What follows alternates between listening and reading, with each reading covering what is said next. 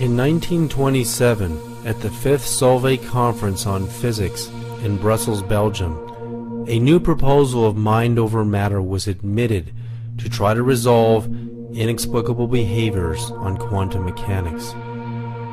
With the greatest minds in physics attending, such as Einstein, Pauli, Dirac, Bohr, Heisenberg, Curie, de Broglie, Schrödinger, just to name a few, the subject of consciousness and the atomic world was at hand.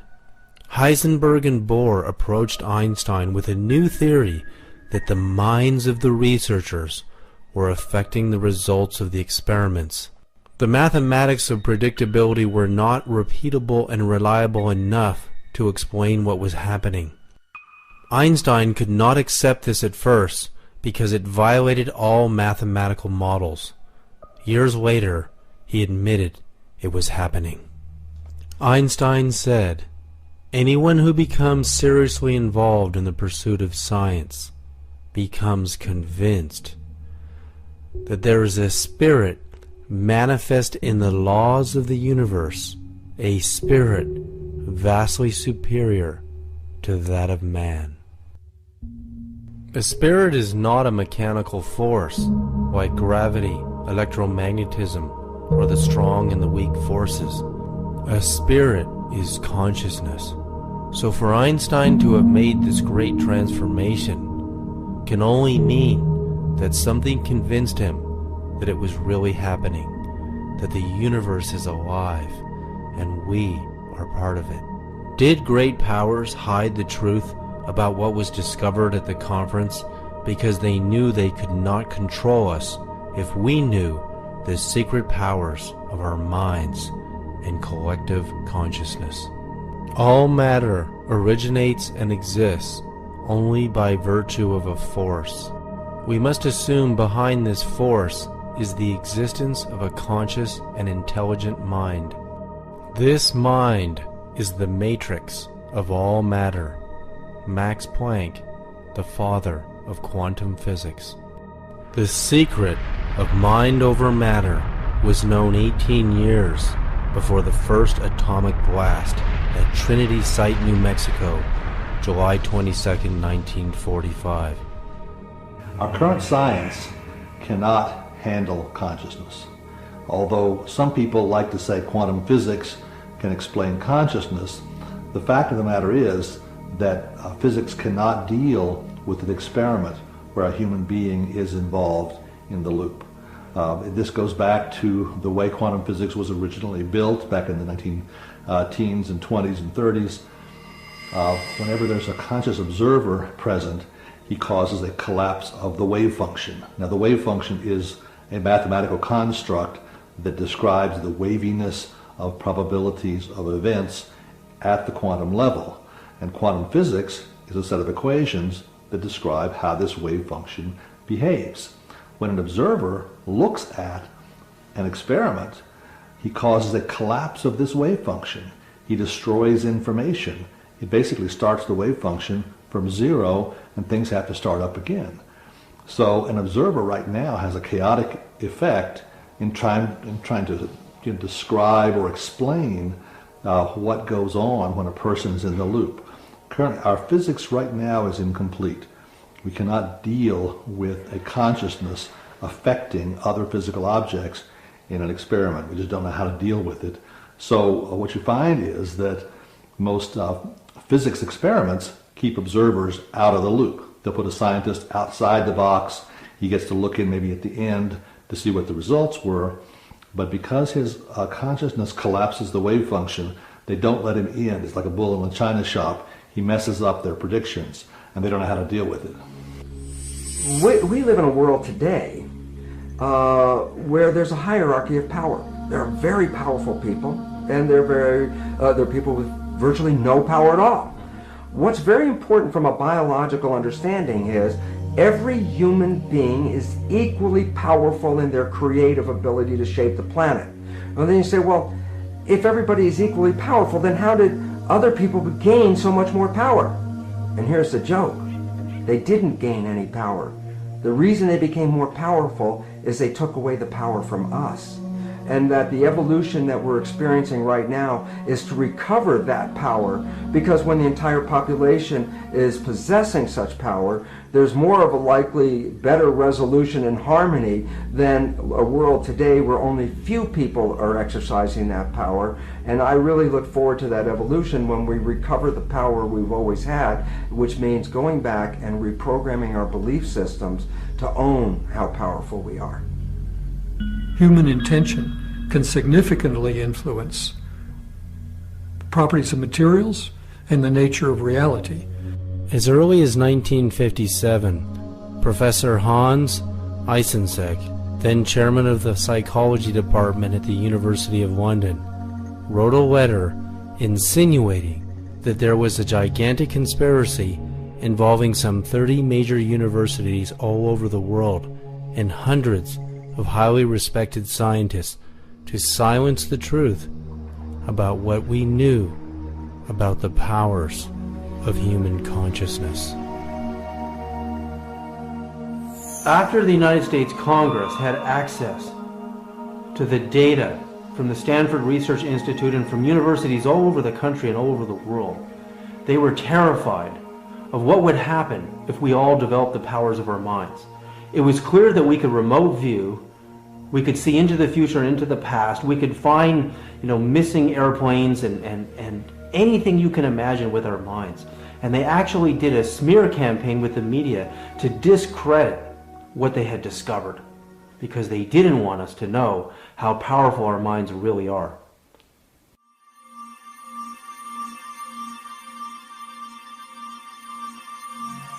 What is the language of quantum communication? How does the universe communicate from subatomic particles, wavelets, superstrings, atoms, planets, to stars, galaxies, and all living beings? Is there a communicative symphony happening all the time that remains invisible to our current technology and awareness? What if we understood its secret? Oh my God, we would know how to talk to the Creator, nature, science, and each other, and interstellar civilizations. Are we in communication before we meet in person? How do we as human beings communicate with each other? How do we find our true love, life partners, our soul matches, our families, business partners, our careers, teachers, and life purpose? And how do we find God?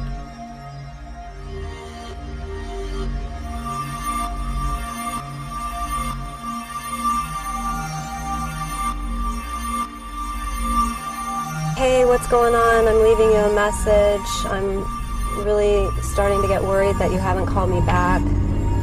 And I guess, you're not leaving me much of a choice.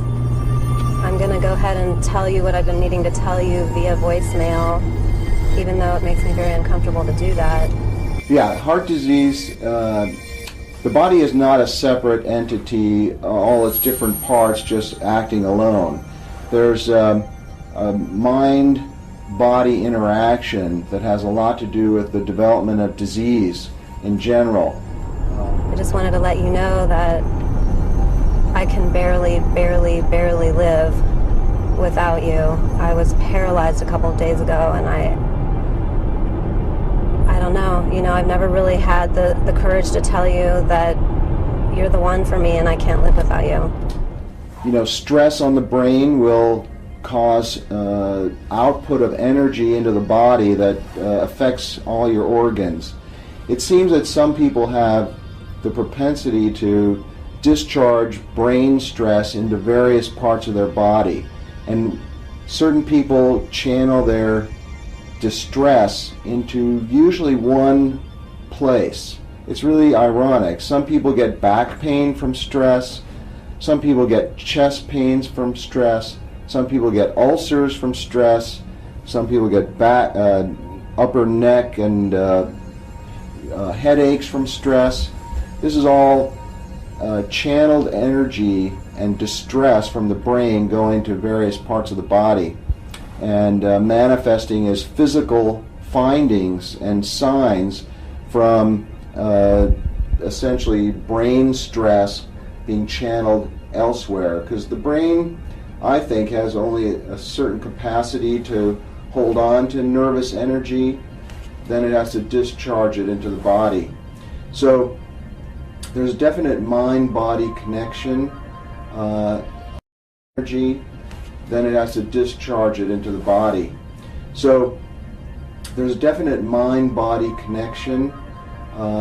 A lot of people channel their stress into their heart, and we know that stress and adrenaline that's produced by stress goes into the heart and can affect the heart in an adverse way that can create abnormal heart rhythms, spasm of the arteries of the heart, and clogging up of the arteries of the heart due to adrenaline causing platelets, which are the blood clotting material in the body, to coagulate. Adrenaline does all that, and in addition to spasm of the arteries. You see, the heart is an electrical organ. It produces by far the strongest source of bioelectricity in our body, up to 40 to 60 times stronger than the second most powerful source, which is the brain. This electrical energy travels through every single cell in our body and, in a sense, kind of binds the cells together. It's strong enough that it even can be detected outside the body, out into space, beyond the skin. It's not an aura that we're measuring when we do this, or anything like subtle energy. What it is very measurable electromagnetic energy, much like radio waves. And what we found is that the heart produces an electromagnetic field that surrounds our entire body in 360 degrees. And that it can be detected about 3 to 4 feet with magnetometers outside the body. Researchers at the Manager Clinic in Kansas say they've detected it 10 to 12 feet. So regardless of how far it goes, what's interesting is that we produce this electromagnetic field that can be detected, that can be measured with sensitive mainstream medical equipment. The human nervous system is an electrical energy system where positive and negative ions flow. We can even measure the surface electrical activity of the body at the fingertips using a simple voltage meter in the millivolt setting. Most human beings have far less than 1 volt total, regardless of where we measure along the body. The numbers oscillate due to the numerous electrical pulses in our nervous system. Testing hundreds of individuals, our study has shown that everyone has different voltages at different moments in their lives. Children tend to test around 1/4 of a volt, while adults can range anywhere between 0.5 and 30/100ths of a volt. If we are less than a 1.5 volt battery, how can we broadcast a powerful energy signature? And how can we hear a message that is meant for us? The greatest mind control experiment the government ever did on us is tell us that our minds are not powerful. In the year 2009, I conducted hundreds of voltmeter tests on the human nervous system from age groups from, literally children to teenagers to middle years and to elderly years. I found that all human beings have different millivolt ranges in their nervous system. Our nervous system runs positive and negative ions throughout our body, through our hands and our feet and our chest. Our entire body is being energized by the central nervous system and the autonomic nervous system. People who have medical conditions such as severe depression or nervous system disorders such as MS have millivolt ranges that go between somewhere around 5 and maybe 9 millivolts. Now, to give you a comparison, the average person ranges between 50 or maybe even 30 and 100 millivolts. That's the average person in the average state of consciousness. A millivolt is 1/1000th of a volt. So our body is running between maybe 30 and 100 millivolts optimally. That's when we're really in our optimal range. If there was a way to raise the human body voltage, which is the electricity in our nervous system, to higher levels, that super athletes train to get their nervous systems up to 2 full volts per cell, which is 2,000 millivolts, what will happen to our consciousness? Will it be easier for us to project our thoughts to cooperatively affect our reality? Will it be easier for us to apply a stronger signal to the law of attraction? Think of a radio. You're trying to listen to your favorite song on the radio and you can barely hear it because your radio doesn't have enough power. Well, your body is like a radio transmitter receiver. If you don't have enough energy in your system and you're trying to send thoughts out into the universe to cooperatively affect your reality, to attract your soulmate, to attract a business idea, to become more creative, and you don't have enough power in your nervous system, the chances of you manifesting your reality the way you want it to be are going to be much lower. So you need to increase your energy levels first, which you can do by meditation, and you can also do by using technologies like we're talking about here. Doing a simple experiment. When we get a weak signal on the radio and we place our hands on the antenna, the signal mysteriously improves.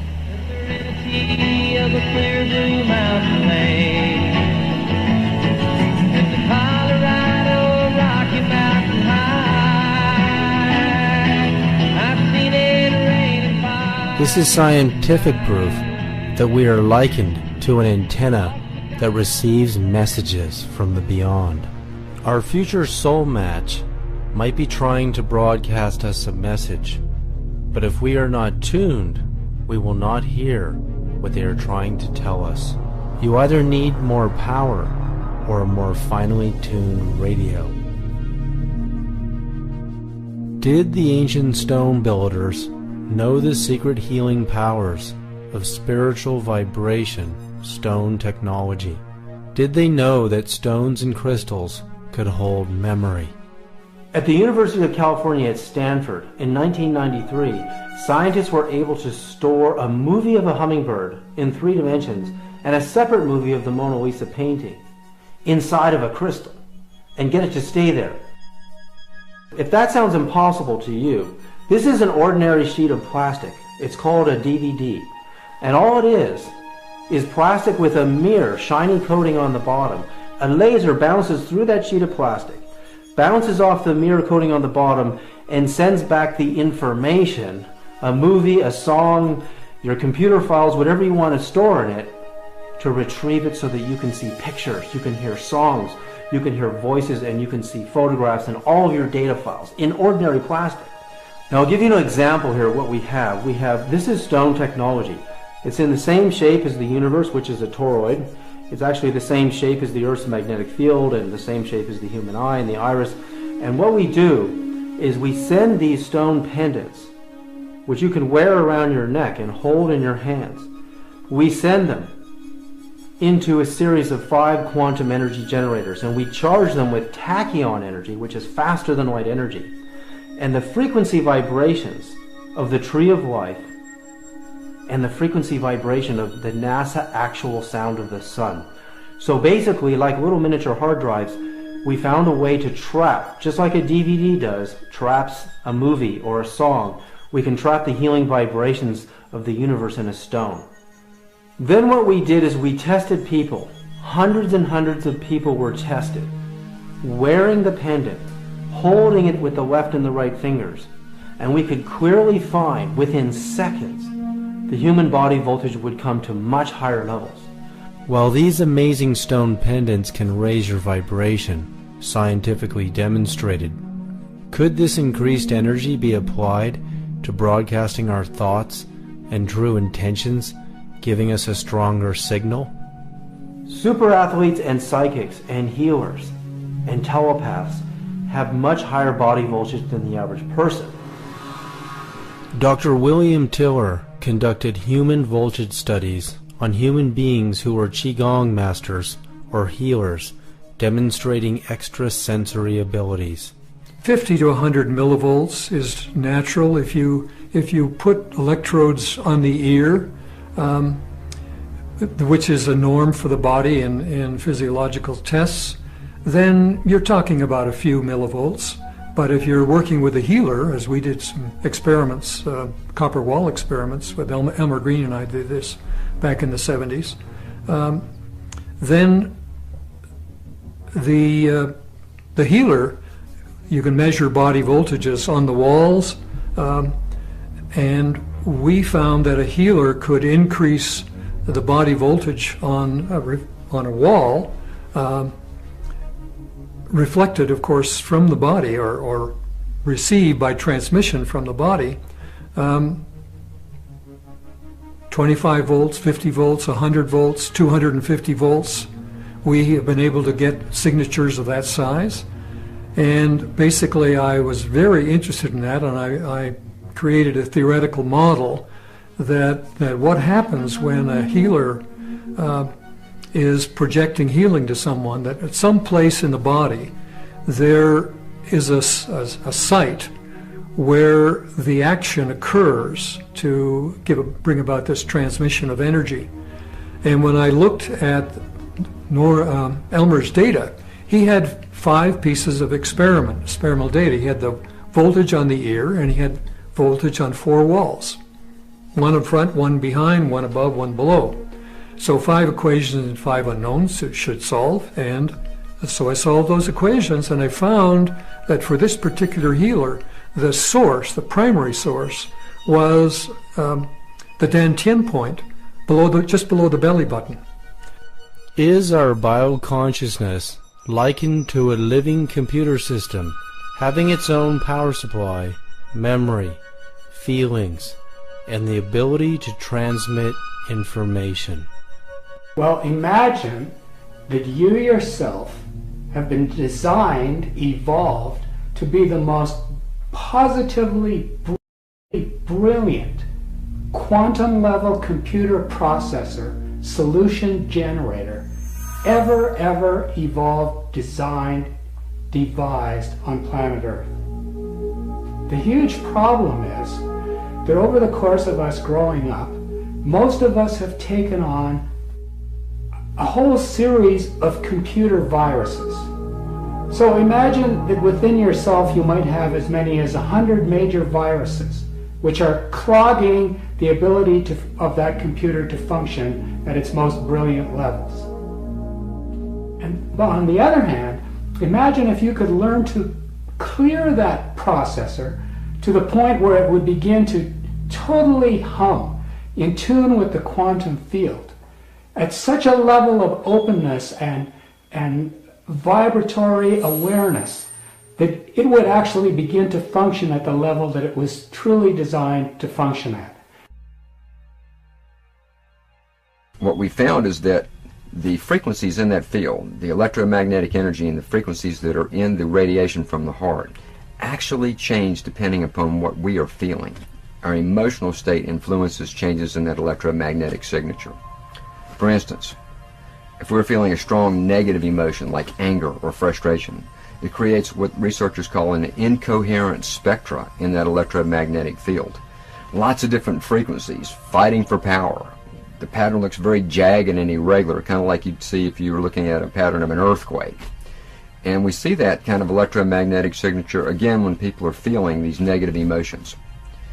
The good news is that we see a completely different kind of feel when people are feeling positive emotions. You know, really heart-based emotions, emotions that have long been metaphorically associated with heart. For instance, if we're feeling real genuine appreciation or sincere care or real compassion, what we see in that field is what's called a harmonic spectra. The frequencies are now working together. They create what's called a harmonic sequence. They're not fighting for power, they're supporting one another. And all these changes occur because of what we do as human beings. The emotional qualities that we are bringing to life affect that field. Now you take that a step further. The field surrounds us in 360 degrees. We're broadcasting that energy, first of all, to our own bodies, but we're also sending it out into space. So in a sense, we are communicating our emotions through an electromagnetic field produced by the heart. So there's a lot more research to be done on this because now we've moved beyond biology into physics. Now we're into electromagnetic fields. How do these fields affect one another?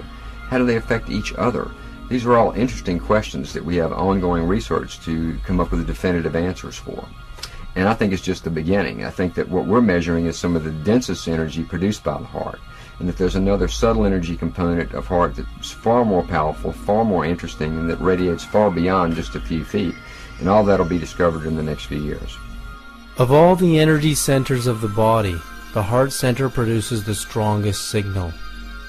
With heart disease being the world's #1 cause of death, and the heart center being the main broadcast power center of the body, we have to nurture and respect it as if our lives depend on it. If we intend to send out a signal to attract a response, and our central power source is damaged, we will be sending out a weak signal, and the question is, do the magnetic laws of attraction hear a weak signal? While we are living at one location on the earth, and the people we want to meet may be in another, how can we communicate with our future soul matches through the field? Well, the most important thing is doing soul work, meaning putting your soul into the conscious field where your soulmate soul can find yours. And that doesn't have to do with outward things so much as it has to do with accessing your soul. And a lot of us, that can be confusing because we may think our emotions are our soul, but usually our emotions are tied into, past issues and psychological triggers. So that's not what I'm talking about. I'm talking about nurturing your soul in some way on a daily basis, or bringing it out, finding ways that will trigger it so that it expands outside of your aura and into the conscious field where you would have other souls, and that creates a line of communication or a signal so that the other soul, when they're in that field as well, will recognize you, and then ultimately you'll meet physically. But in order to meet your soul mate, we are talking about a spiritual soul bond. We're not talking about bonding on a personality level or a cultural, social, or religious level. It's all about the soul bond. So you need to be doing soul work on a regular basis to bring that intention out there. The field is the sole governing agency of the particle. What he meant by that is the field, the invisible forces, are the sole governing agency of the particle, matter.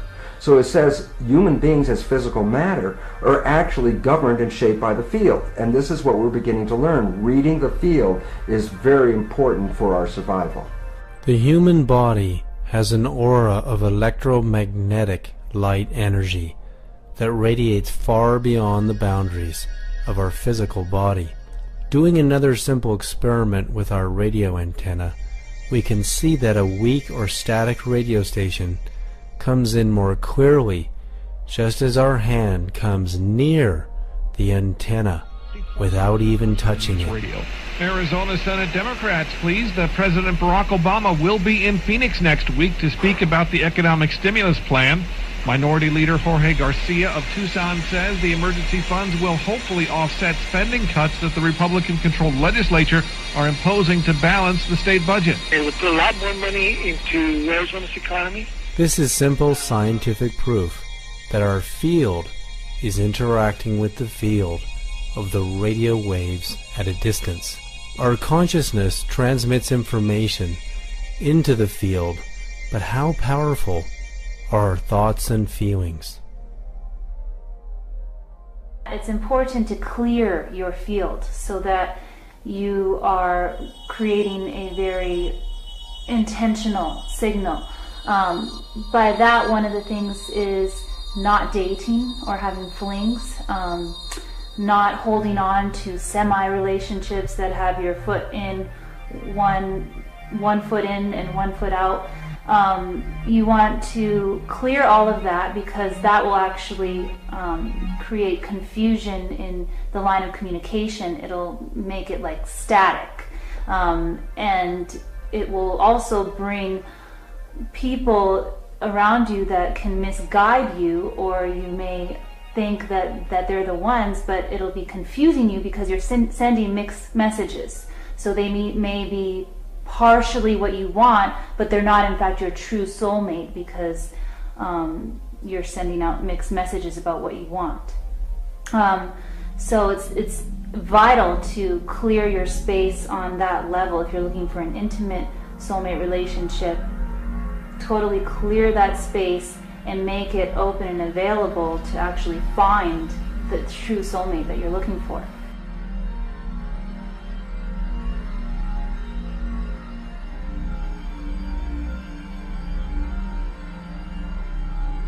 As all 7 of our body's energy centers send out living light waves of different frequencies and amplitudes, they are also sending out our personal information. This means our inner spiritual architecture represents a personal signature of our knowledge, experiences, desires, feelings, true intentions, and deepest thoughts. This signature will be met with a response, whether we are conscious of it or not. One of the ways to understand the mystery of attraction, the mystery of what pulls some people together, why one woman will turn a man on and that same woman will not turn another man on, why one man will just make a woman open up in feelings of love and that same man will be nice to another woman but she doesn't have those same feelings to her. There's a actual dynamic between the different energy centers in the body. If we look at the 7 basic energy centers, they're like circuits in the body. And we're not all, as individuals, we're not completely whole in that all those circuits are connecting all the time. For example, I just spend time with some people and suddenly I naturally feel smarter. I feel brighter. That's because their circuits are activating a part of my circuitry that makes the energy flow more completely. Often people go to a spiritual teacher and they'll put them on a pedestal because just in the presence of that person they feel so spiritually more awakened. One of the higher centers starts to open. Well, it's not that that person sitting there would have that effect on everyone, nor does that person necessarily have all their circuits together at all. It's just that they happen to have 1 or 2 circuits that are open that complete another person. In a similar way, it's like a man being turned on to a woman over here and another man not being turned on. This woman literally activates some circuitry inside of this man that completes his energy center, so now energy is flowing to the sexual center. There's always been known in the past the muse. The muse would inspire the writer. If he didn't have the muse, that little circuitry that allows him to express what's inside of him simply couldn't be connected. So that's what the muse does. So in a variety of situations, our relationships activate certain circuits inside of ourselves that connect up the different energy centers. Generally, when we find someone that we're in love with, someone that we want to share our life with, that's what we often call a soulmate. And that's someone who activates the circuits in our heart. They activate us to the eternalness of love. And so when we interact with this person and we're open, not when we're shut down, but when we're open, we feel this part of us that can love them forever and wants to love them forever. And that's what we often define as a soulmate. They may not be the one that opens our mind or opens our sense of creativity or gives us confidence. They're going to be the one that opens our heart.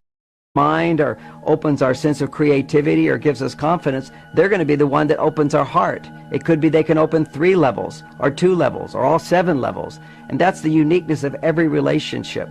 Never look for perfection in a person, but to know that the perfect relationship for us is someone who stimulates in us, when we're feeling centered, they stimulate within us a feeling, a knowing that this is a person I'd like to share my life with. In their presence, I become a better person. The people we meet and the spiritual experiences we attract by coincidences may not actually be coincidences. They may be the results of our personal broadcasting. So when you want to make contact with your soulmate in the conscious field before actually meeting them in person, it's when you're actually doing your soul work on a daily basis that you want to put those intentions and feelings into the field. What I mean is, like during meditation or prayer, you want to put the feeling tone of wanting to meet your soulmate into that space. Or if you're writing about your inner emotions and desires, you want to put that feeling tone there. Or if you're there's a, just nurturing yourself. Put the feeling tone of having a soulmate relationship in that space, in that soul work space, which will go into the conscious field. What you don't want to do is put preconceived ideas into that space about what your soulmate looks like, who they are, all those things. It has to do with control. And when you're really ready for your soulmate, you're ready to let go of your control, because a soulmate is in fact a soul bond. It doesn't have to do with all those outward, conditions or ideas. It has mostly to do with that soul connection. So that's why I say you put the feeling tone in that special space more than anything. As human beings, each one of us is characterized by our own vibrational frequency, which is a reflection of the proteins in creating our biology. The significance is that as individuals with individual frequencies, there are some people whose frequencies are more complementary or more matching than other individuals whose frequencies are quite different. The relevance to this is that matching frequencies or complementary frequencies interact with each other and actually, in the terms of physics, interfere with each other. And as two very closely related frequencies come together, their interference patterns result in an enhancement of the field itself, a powering of that field. So this is called constructive interference, and allows two individuals that are closely related to communicate across this field. The most characteristic and easily understood communication is that usually occurs between a mother and her child. Which are, of course, very much connected to each other. And in fact, the child has cells from the mother in it because of the developmental processes that occur during fetal development. And more importantly, the mother has stem cells from her child in her body as a result of fetal development as well. So that both the mother and the child are actually sharing cells with the same receptor frequencies on them. And as a result, and this is very interesting because mothers will report this, that they will know if something is wrong with their child no matter where their child is on the planet. That this is a very, very common experience, that if a child is hurt, a mother will know this even if she's on the other side of the planet. This is just a demonstration of the fact that the communication between individuals can be picked up through this vibrational field, and specifically through the receptors of identity on the surfaces of our cells. Well, the significance of that is it doesn't have to be your own child. It's people that you actually complement with out in the field can communicate across these distances. And very interestingly enough, when people come together as couples and are together long enough, they can actually begin to use this field as communication mechanism without even using words. So it's very funny sometimes to hear a couple that has been together for a very long time communicate with each other with totally incomplete sentences, with no subjects or verbs, and yet both of them understanding the communication while an outside party has no idea what they're talking about. And that is because we have two levels of communication, the field and via the particle, via the body. So it's interesting that we're now beginning to recognize the fields in effect, and this is very, very critical for both our communal organization as well as our own physiological expression, to recognize the power of the vibrations and how they can influence our own biology. Brain waves are indicative of consciousness, and consciousness can travel as a wave. These waves can be reduced to numerical values of wave particles, amplitudes, frequencies, spin, codes, and information. Professional numerologists study these numbers and codes. They study the numerical values of the position of the stars and the planets at the time and date of our birth location, and our name. Is it possible for advanced numerology to determine our relationships and possible future outcomes? Numbers have harmonic and disharmonic relationships, just like music does. So you can listen to certain music and you know, my gosh, I don't like it, it jars me, there's too much disharmony. And the same goes for numbers. So let's say somebody has a prevalent amount of 3s, 6s, and 9s in his or her blueprint, and they meet somebody with a lot of 4s and 8s. They're not going to get along as readily as with somebody who also has the creative 3, 6, and 9s in their blueprint. So you can see, and in the same way, there are certain numbers that are magnetically attracted to each other. Those are the numbers 4 and 8. So they have almost a fateful relationship to each other. So it gets quite complex as we look at the song and the number song of each person, and you actually create two blueprints, put them together, just like a musical. You take two melodies or harmonies and you put them together, and what does it create? Does it create something jarring or not? And certainly with people, we can see how their numbers will either work well together, be compatible, or be completely harmonious, just because numbers are a resonance. They describe something that is key to who you are. Your soul energy is a unique signal that is broadcast into a field where your soulmate's soul energy is being broadcast as well. So that is where your souls are bonded when you have a soulmate, and that's where you're already having a relationship with your soulmate, whether you're aware of it or not. And whether you're aware of your soul desires and feelings, or if you're not, is irrelevant, because you're already bonded with your soulmate on that level. And the goal is to become aware of yourself on that level so that you can broadcast your soul into the conscious field where your soulmate can do the same, and that will trigger and speed up the process of finding your soulmate in a physical plane, so that you actually are meeting them and are able to have a relationship on a day-to-day basis. Our DNA represents our entire genetic blueprint. It is here that everything about us is represented by letters in the DNA matrix code language. Our destiny appears fixed because of this unshakable blueprint.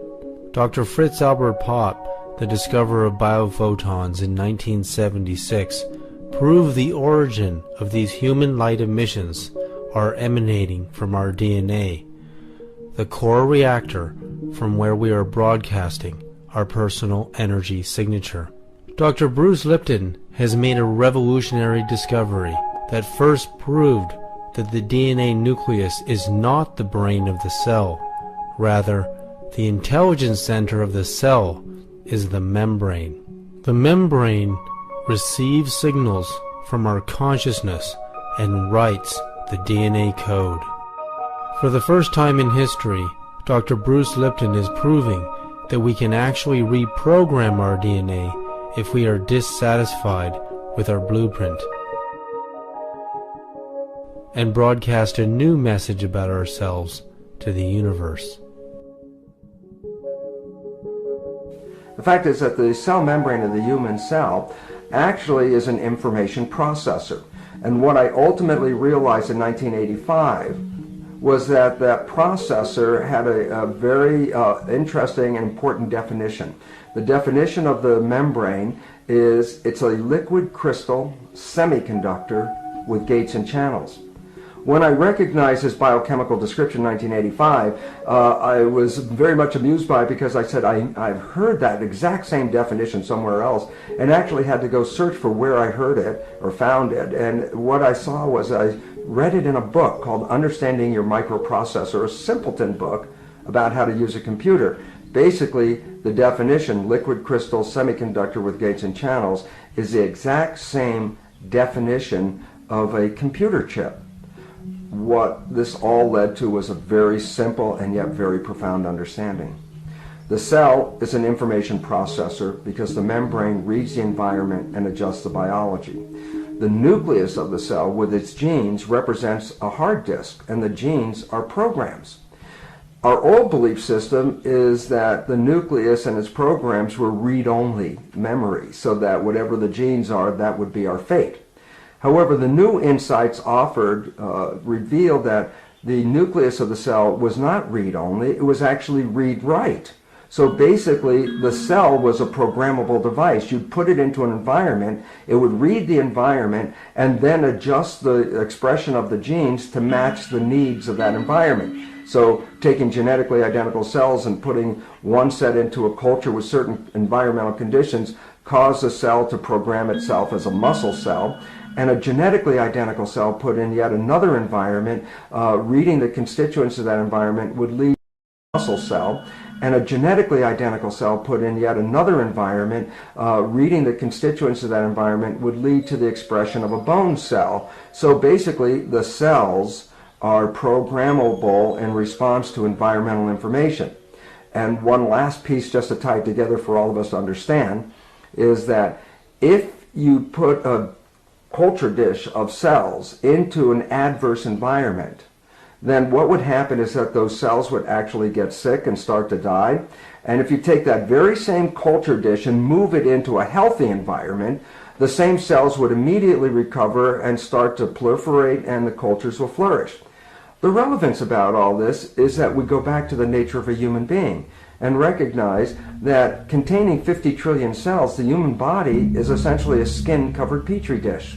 If you take your human petri dish body and put it into an adverse environment, it will cause the cells to get sick and to actually begin to die. And yet if you take that same skin-covered body and put it into a healthy environment, the cells will rapidly recover and begin to flourish again. So the important reality is that our state of health or disease is really a reflection of the environment that we live in and the environment that we perceive.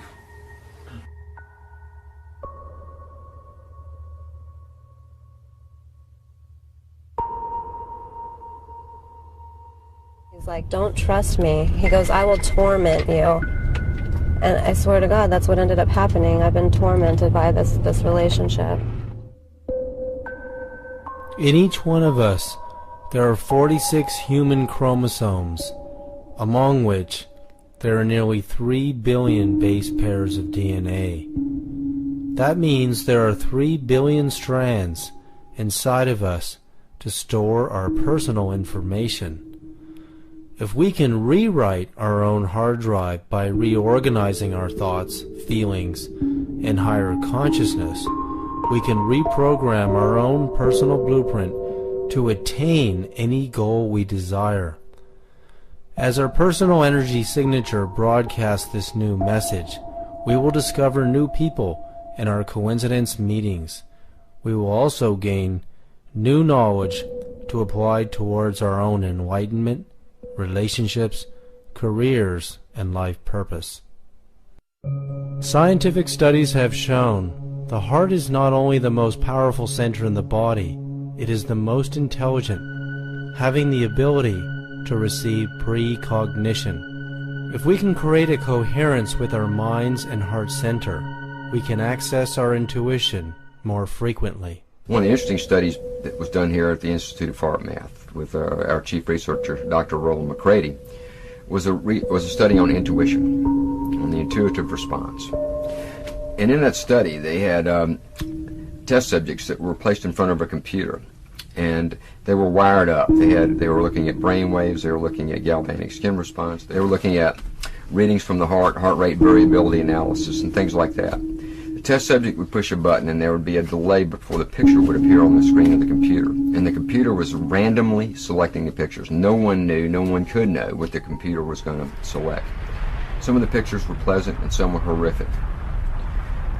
What we found was that in many cases, the body started responding to the upcoming picture, responding in the way it would normally to the upcoming picture, about 6 seconds prior to the picture actually showing up on the screen. 6 seconds prior, the body began to do what it would do if the picture was there. It was a very, very complicated study, a very detailed study, published in 2 parts in the Journal of Complementary and Alternative Medicine. The data analysis showed something very, very interesting. It showed that when that response began, that the first part of our physiology that was doing sort of the intuitive or precognitive response was actually the heart. The heart was responding before the brain. It began to go through a deceleration process that would be compatible with the picture that was going to come up. About 1.5 seconds later, the brain began to do what it does in regards to that picture. But within the human system, at the physiological level, measuring that intuitive response to an upcoming event, it was the heart that responded first. And as I read the summary of that study, I found it fascinating, because what the summary basically said was that it appears as if an upcoming event is significant or emotional, that we have a tendency to be able to sense that or to respond to it before it actually occurs. And that our biology has the capacity and does in many ways scan for the future events. It's constantly scanning for future events, but that is something we're not aware of. We don't know that it's there. We don't know that we do it. But the punchline was it would be very useful for us to develop that. And it has a lot of utility, a lot of practicality in how we navigate our lives. And so it's just one study beginning to decode, something that's remained sort of mystical or sort of vague, which is intuition. What is intuition? And I think certainly there's a lot more to go in that area, but this is one study that indicates that there is a response, that the body itself is actually scanning for future events, and that the first responder to that entire process is not the brain, but in fact it is the heart. We know that our whole biosystem begins to shift in terms of what we in sports psychology have been referring to as being in our zone. So when a person learns to open into that more quantum attuned way of being aware and being present, it's like instead of focusing in narrow band, problem focused, fear-based ways, where we're looking at some kind of threat and focused entirely on a problem, and all our internal organs begin to contract, and thus our emotional system begins to go into overreaction. When we're feeling and emoting, when we're being within that zone space, our internal organs begin to open up. They begin to relax. Our awareness field, instead of being narrowband focused, starts to broadband focus. And what studies have shown is that in that state, we actually begin to process way more bits of information per moment. And when we're in that state, we have the experience as though time is slowing down. Because we know from time and motion studies in movie projection that when we feed more frames of information per moment through a projector, it creates the illusion of time slowing down.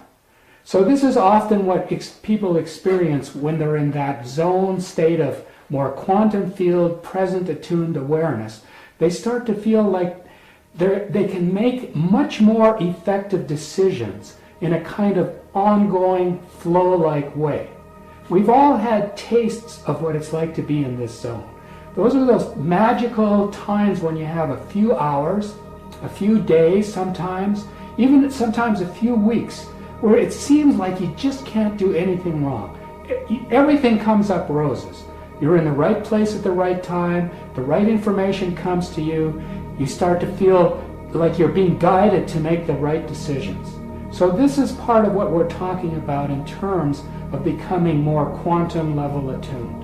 In 1992, Professor Walter Schempp discovered how atoms communicate with each other over any distance through the field.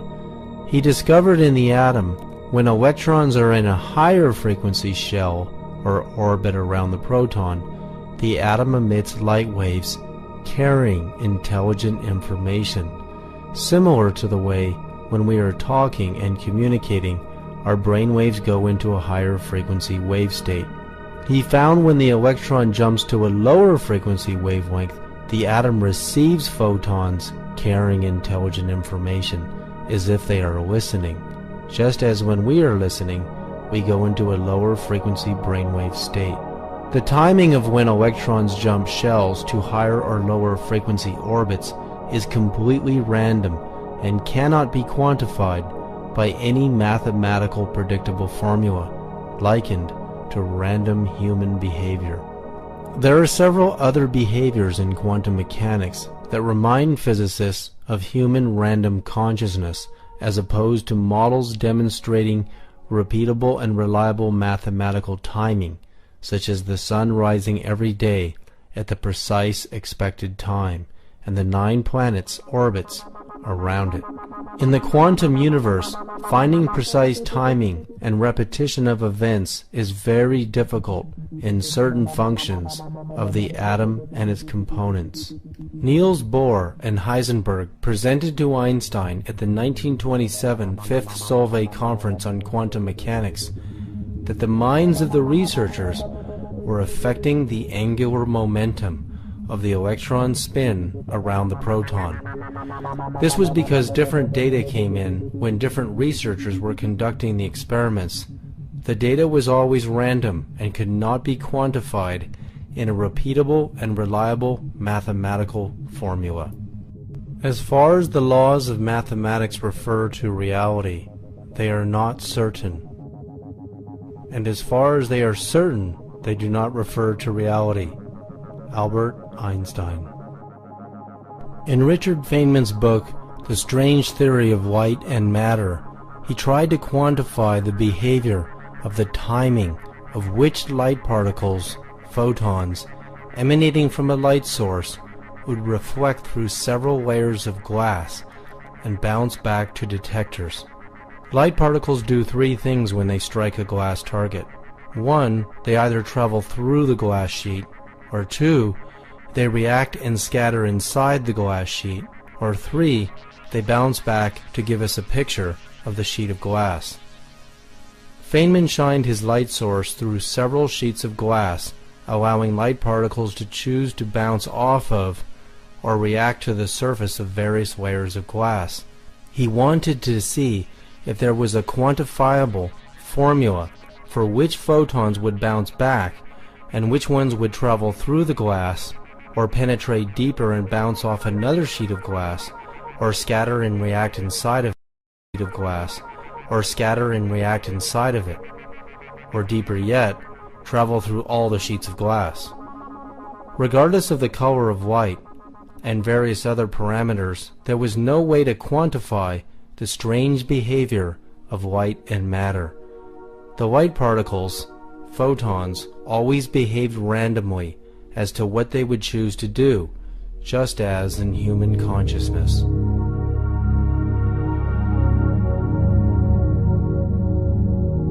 Could human intention be so powerful that it could tell particles of light, photons, to penetrate through several layers of glass and even solid barriers? PhD psychologist Stanislav Ojak has demonstrated his power of intention over the film plane of a camera. His intention is so powerful, he found he can cause a photograph to appear while the lens cap on the camera is blocking the lens and the film plane from receiving light. He has done this hundreds of times. He has also been able to take pictures with film and cause invisible spiritual phenomena to appear. His film and photographs were analyzed by Kodak Film Laboratories to be authentic and not caused by double exposures or trick photography. Several abnormalities that began to occur in the photographs. People became transparent or they disappeared, light aberrations, and then entities which appear to be human-like in some form, but not as we would say it was definitely humanoid. And these aberrations went on. So over a period of about 4 years, it's 74 to, it's longer than that. 74 to 1981, accumulated over 5,000 photographs with a 22% anomalous factor in regards to that. As Stanislav Ojak took mystical photographs of the 1972 Seals and Crofts concert, a large luminous face appears overlooking the band on stage with Cher. Then what appeared to be a band of divine beings of light pointing and perhaps even dancing to their music gazed into our world without us ever even knowing it. Could beings of light and even angels have listened to the spiritual music of Seals, Croft, and Cher? Could such beings have even inspired their music to be born? He took pictures with the lens cap on the camera, so that the radiations that eventually were registered on the film went right through the lens cap. And the lens cap will block electromagnetic radiations. So it definitely was different radiations than electromagnetism. And that's why I've called these things subtle energies. They're quite, doesn't mean they're weak. It means they're subtle in the sense that they're very different from the energies associated with the four fundamental forces that we know from orthodox science.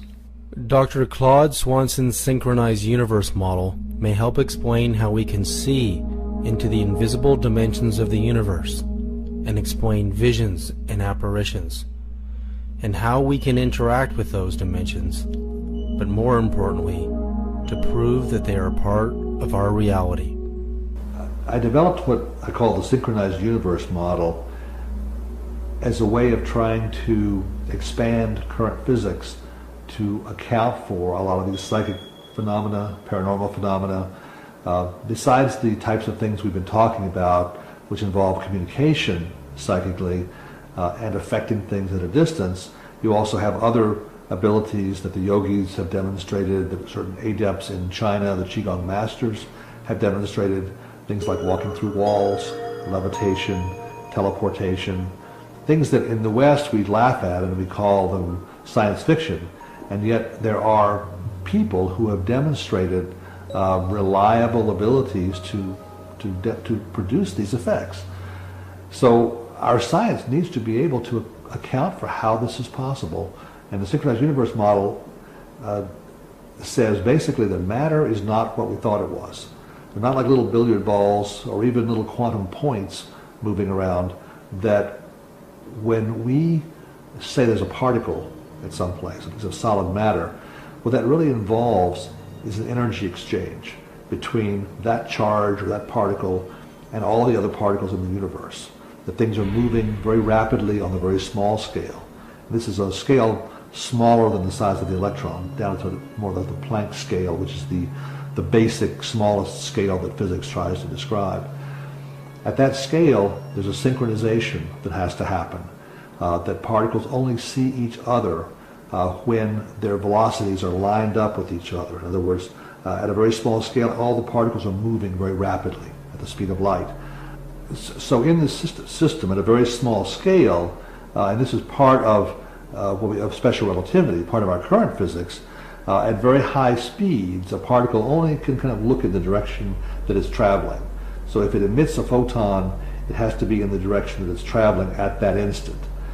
Off in the distance would be some other particle. If they're going to interact mutually back and forth, that particle also has to have a velocity lined up with the first one.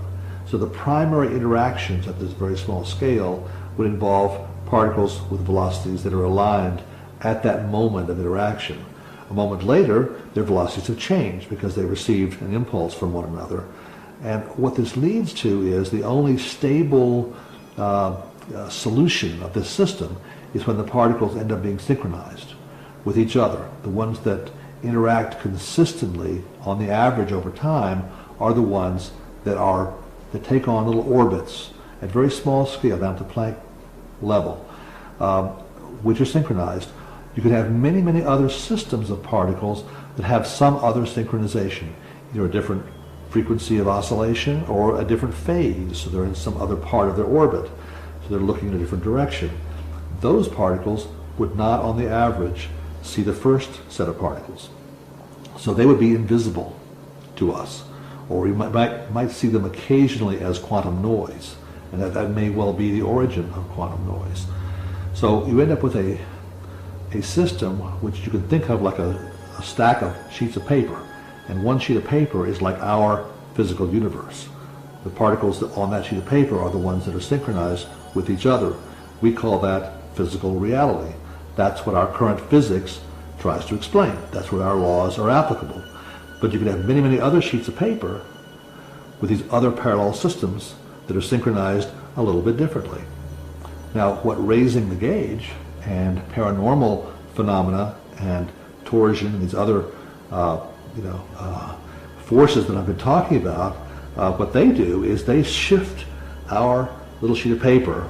So now we start to move down and dip down and interact with other parallel systems. And that's what happens when you can start now to Instead of being limited to a four-dimensional reality, your dimensionality now can be 5, 6, or 7 dimensions as you interact with other parallel systems. When that happens, strange things become possible that were not possible before. According to the synchronized universe model, when our own frequency synchronizes with a parallel universe or dimension, it allows us to perceive it in the form of a vision, powers of levitation, miracles, knowledge, enlightenment, and even healing. Our bodies are made of atoms and subatomic particles. 99.9% of our body weight is comprised of protons and neutrons, which are then made of hexagons of 6 quarks, each made of dual pairs. Among the quarks are the mysterious strange and anti-strange quark. They are called strange because they have the ability to randomly just disappear from the core of the atom and then strangely reappear. There is no mathematical model to quantify the timing of when and why they will do this.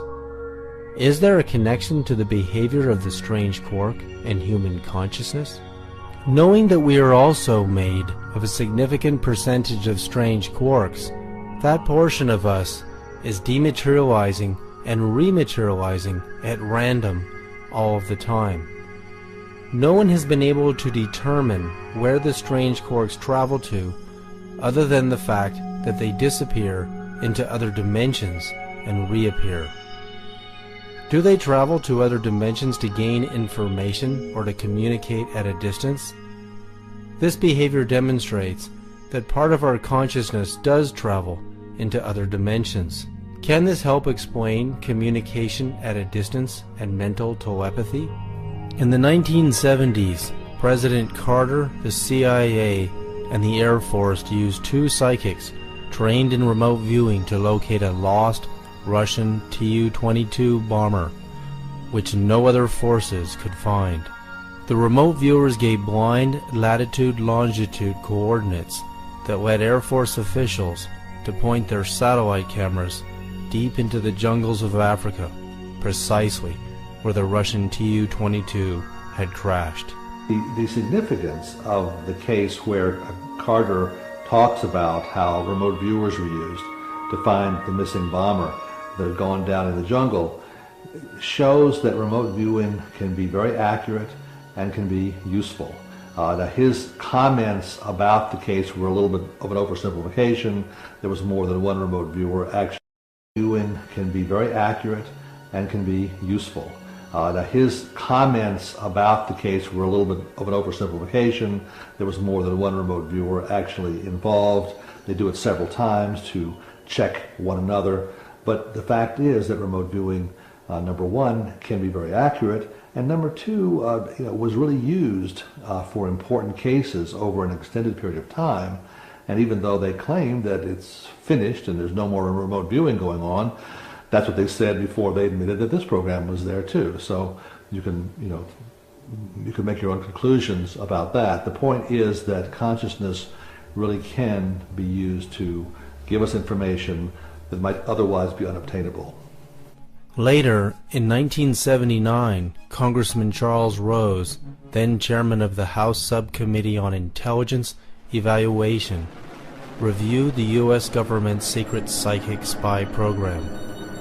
He then warned that if the Russians had this ability and we didn't pursue it further, we would be in serious trouble.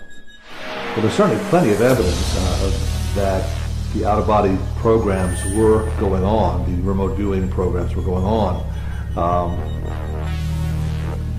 What has been made public is the 20-year remote viewing program that was started by the CIA in the 70s that physicist Hal Puthoff and a couple other people started, and they found out from their early experiments they could go into laboratories in Russia.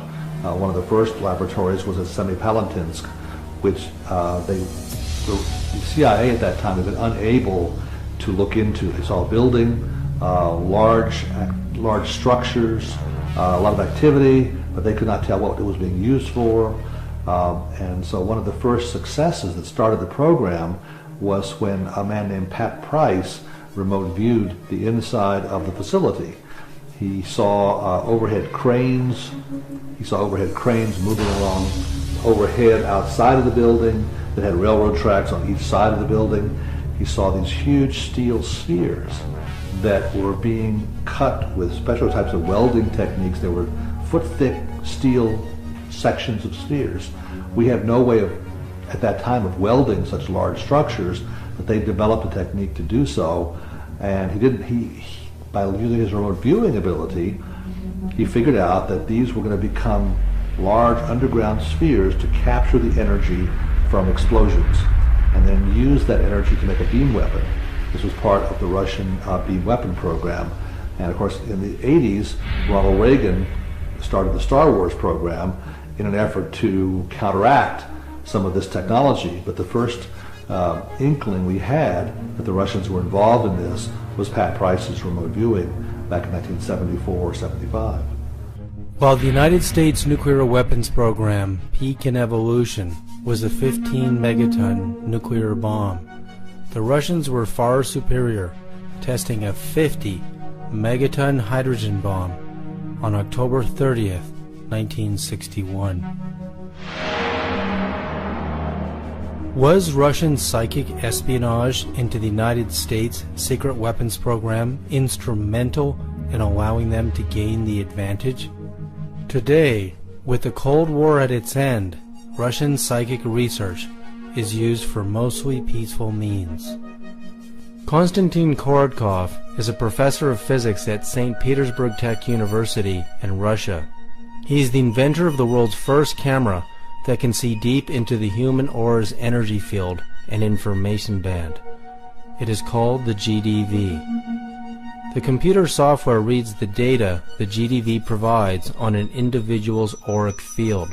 It can see breaks in the energy field, early signs of damage to organs, and changes in the field due to higher states of consciousness, the amplitude of energy coming out of all 7 energy centers, how well the 7 energy centers communicate with each other, and even mental telepathy and healing.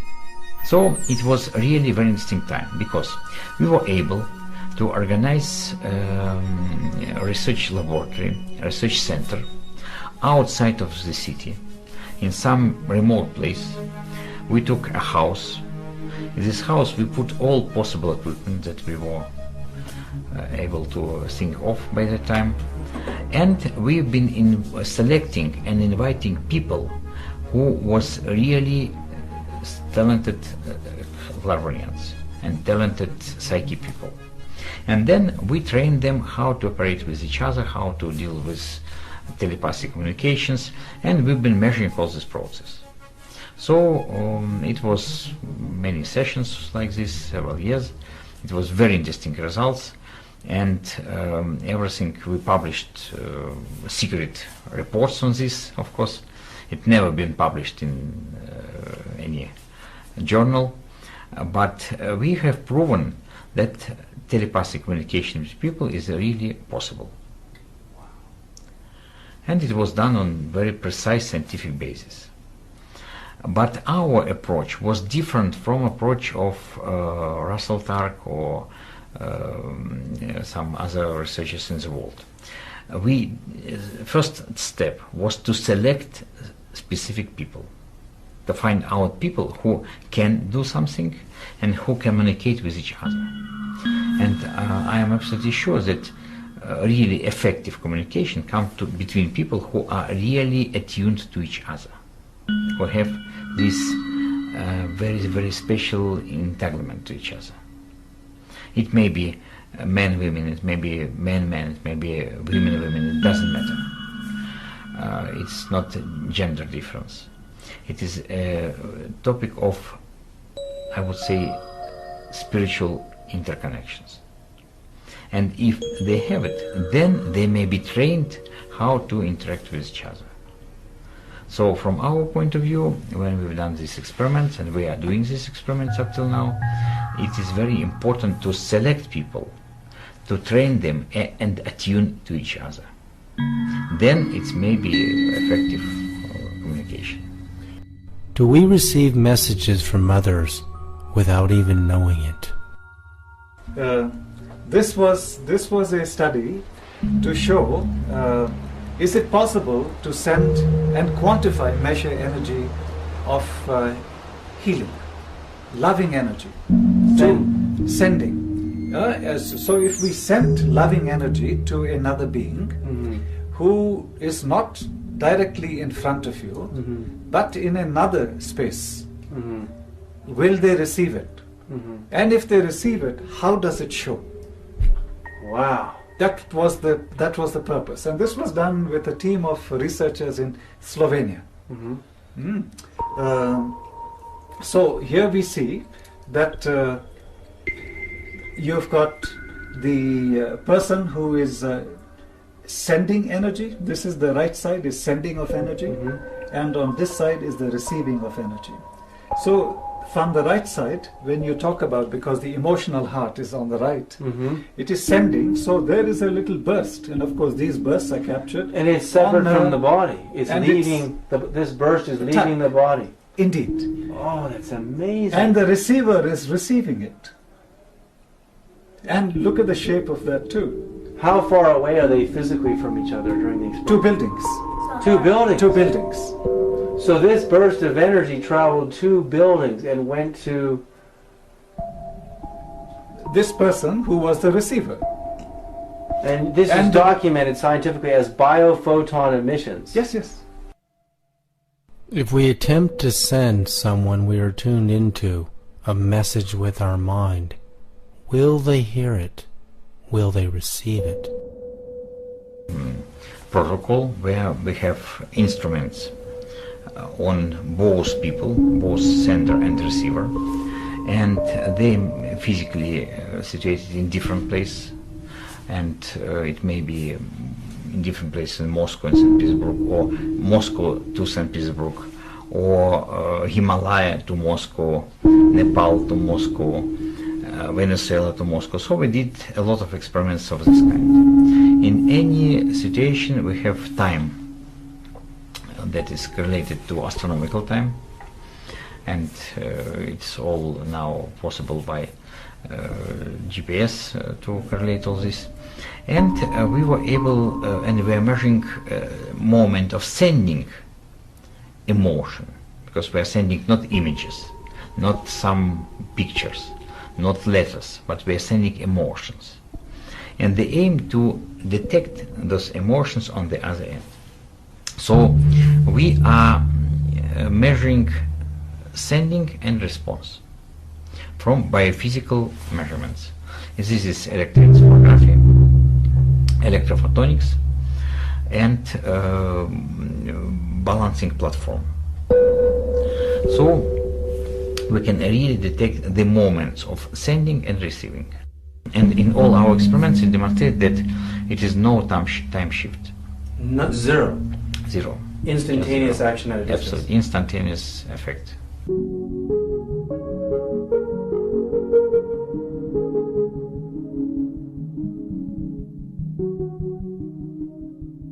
As new science builds a strong case for mental telepathy that is faster than the speed of light, how will this instantaneous communication at a distance change our views and knowledge about how powerful each and every one of us really is? That after all our experiments on telepathy, it became clear that in principle you can contact any person in the world if you can attune yourself to this particular person. And of course it needs some training, it needs some imagination, you should be trained how to do this, but in principle it's not very difficult. And I be trained how to do this, but in principle it's not very difficult. And I don't like, for example, to make telephone calls. For me it's boring to press buttons, then it's busy line, then it's again busy. So when I need to contact someone, I just contact this person in mindset, and they ask a person to call me, and it works very well. So it's people usually call and contact somehow, and it works really brilliant. Could a telepathic message be sent from the moon back to Earth? In 1971, Apollo 14 astronaut Edgar Mitchell believed the powers of the human aura and mental telepathy were so profound he conducted an experiment while he was on his way back to Earth from the moon. Astronaut Edgar Mitchell, one of our team of 2 astronauts who were the last group, I think, to walk on the moon. This was the 3rd group to walk on the moon. On his way back, decided to do a psychic communication experiment. He didn't tell his superiors about it, but he'd arranged with several psychics on the ground back here on Earth to try to send them psychic messages about cards. There's a set of cards called the Zener cards, which have patterns on them, and during several intervals on the way back from the moon, he was 200,000 miles or more from the Earth at some of those times, he would send these signals back to psychics on the Earth.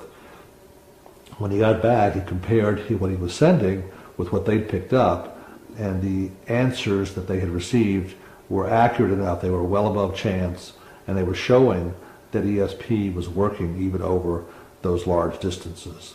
So at our present time, it appears as though that we don't know of any limits in terms of distance or time for psychic communication. Subtle energies all go faster than light. Now, I'll ask you to visualize a reaction equation, as if you've got a blackboard in front of you, and I'll write mass with arrows back and forth to energy. That is basically what we've done for the last 400 years in orthodox science. And the connection link is Einstein's E equals mc squared. Well, now we want to expand traditional science to include human consciousness. Our experiments show that works now in this world we live in. But we don't all agree what consciousness is. So let's not ask what consciousness is, let's ask what consciousness does. Astronaut Edgar Mitchell found that consciousness has a better quality signal in space. Scientific studies seem to confirm that consciousness travels instantaneously over any distance. At least it appears that way over the known Earth to Sun maximum distances measured thus far. Dr. William Tiller calculates that due to the fact that consciousness cannot be blocked by any barrier, including lead and mountains of rock, which are capable of blocking the highest frequency gamma rays, consciousness must be of a higher frequency than the gamma ray spectrum to allow it to penetrate these barriers. Also, in order for consciousness to appear to travel instantaneously over Earth to Sun distances, it would have to at least travel at the speed of light squared, which is 34.7 billion miles per second. Oh, the theory is that they all travel faster than the velocity of light, and that's why they're non-observable. And the magnetoelectric energy, its top velocity, from my theory, is that it's c squared. So it goes from c to c squared. Dr. Tiller's new model of consciousness has multi-dimensions. It starts with the second chakra being capable of sending consciousness as coherent information at a frequency beyond the gamma ray spectrum in the magnetoelectric spectrum, with wavelengths so tiny and frequencies so high they could penetrate any subatomic barrier. This level of consciousness can send coherent information at the speed of light squared, or 34.7 billion miles per second. Since the Sun is approximately 93 million miles from Earth, consciousness would appear to travel from the Sun to the Earth in a tiny fraction of a second, 1/373rd. Whereas if you go to the next level, the emotion domain level, it's sort of c squared to c cubed. Dr. Tiller's second level of consciousness, emanating from the heart center, allows coherent information to travel at the speed of light cubed, or 64.64 quadrillion miles per second. This is a level of cosmic proportions. As the speed of light travels 5.87 trillion miles per year, and the Pleiades star system is 440 light years away from Earth, or 2.58 quadrillion miles, it would take ordinary light, or radio messages, 440 years to get there. But consciousness, at this level of realization, traveling 64.64 quadrillion miles per second, could travel the 2.58 quadrillion miles to the Pleiades star system in 1/4 of a second. If you go to the mind level, it's c cubed to c to the fourth. Dr. Tiller's next level of consciousness, emanating from the crown chakra and higher, allows coherent information to travel to the Andromeda galaxy, 2.5 million light years from Earth, in a fraction of a second.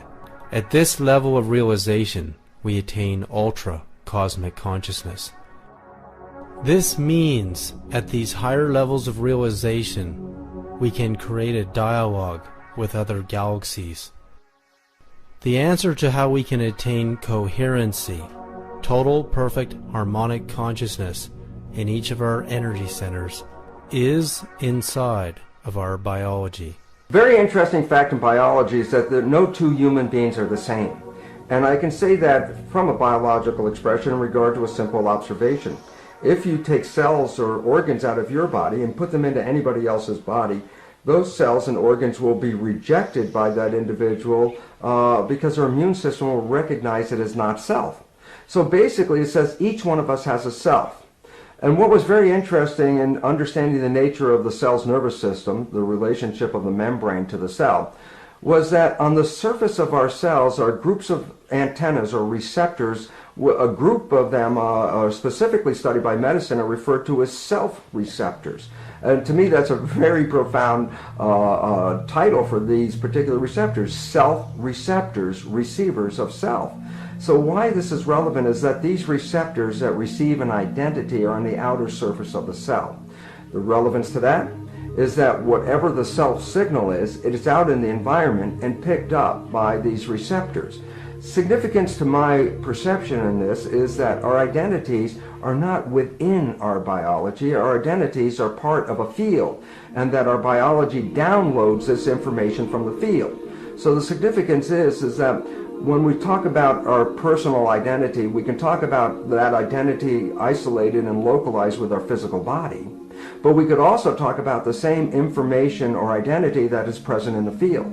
So for example, Cleve Baxter did some wonderful experiments where he took cells from an individual, put them in a culture dish, and separated those cells from that individual by a distance of 40 or more miles.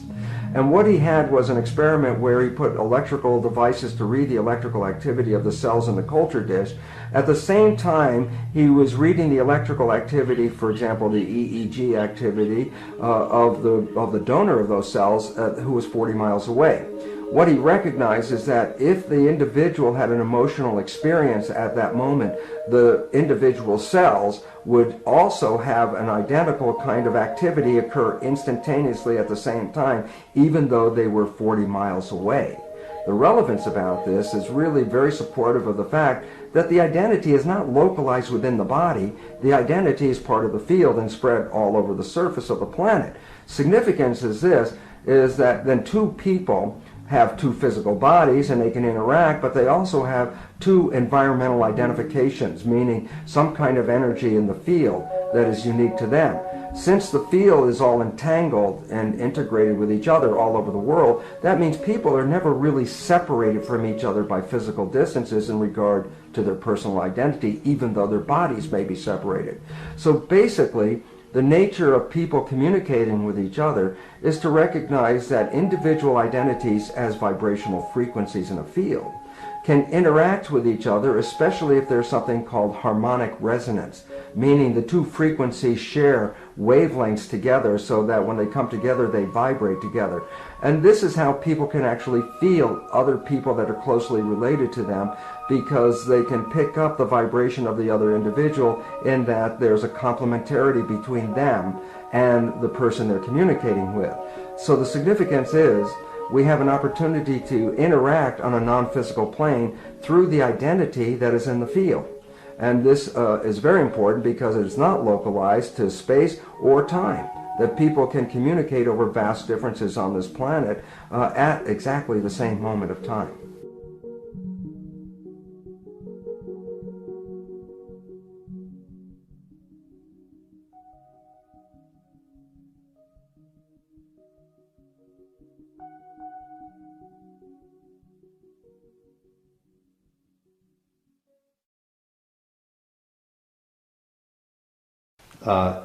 In our current science, there are four basic forces: electromagnetism, gravity, and the strong and the weak forces which occur in the nucleus, and they hold the nucleus of atoms together.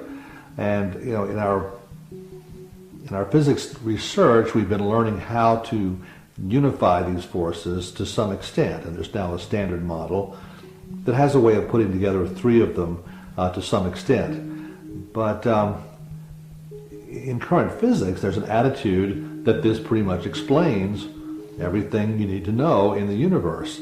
Unfortunately, that idea is based on the fact that our knowledge of physics comes from high-energy particle experiments. Scientists take elementary particles and bang them together at high speed, and they watch what happens, and they say, well, that's the universe, okay? That's what we have to explain. And our current model does a pretty good job of explaining that. What they've overlooked are a lot of other phenomena that they don't tend to study.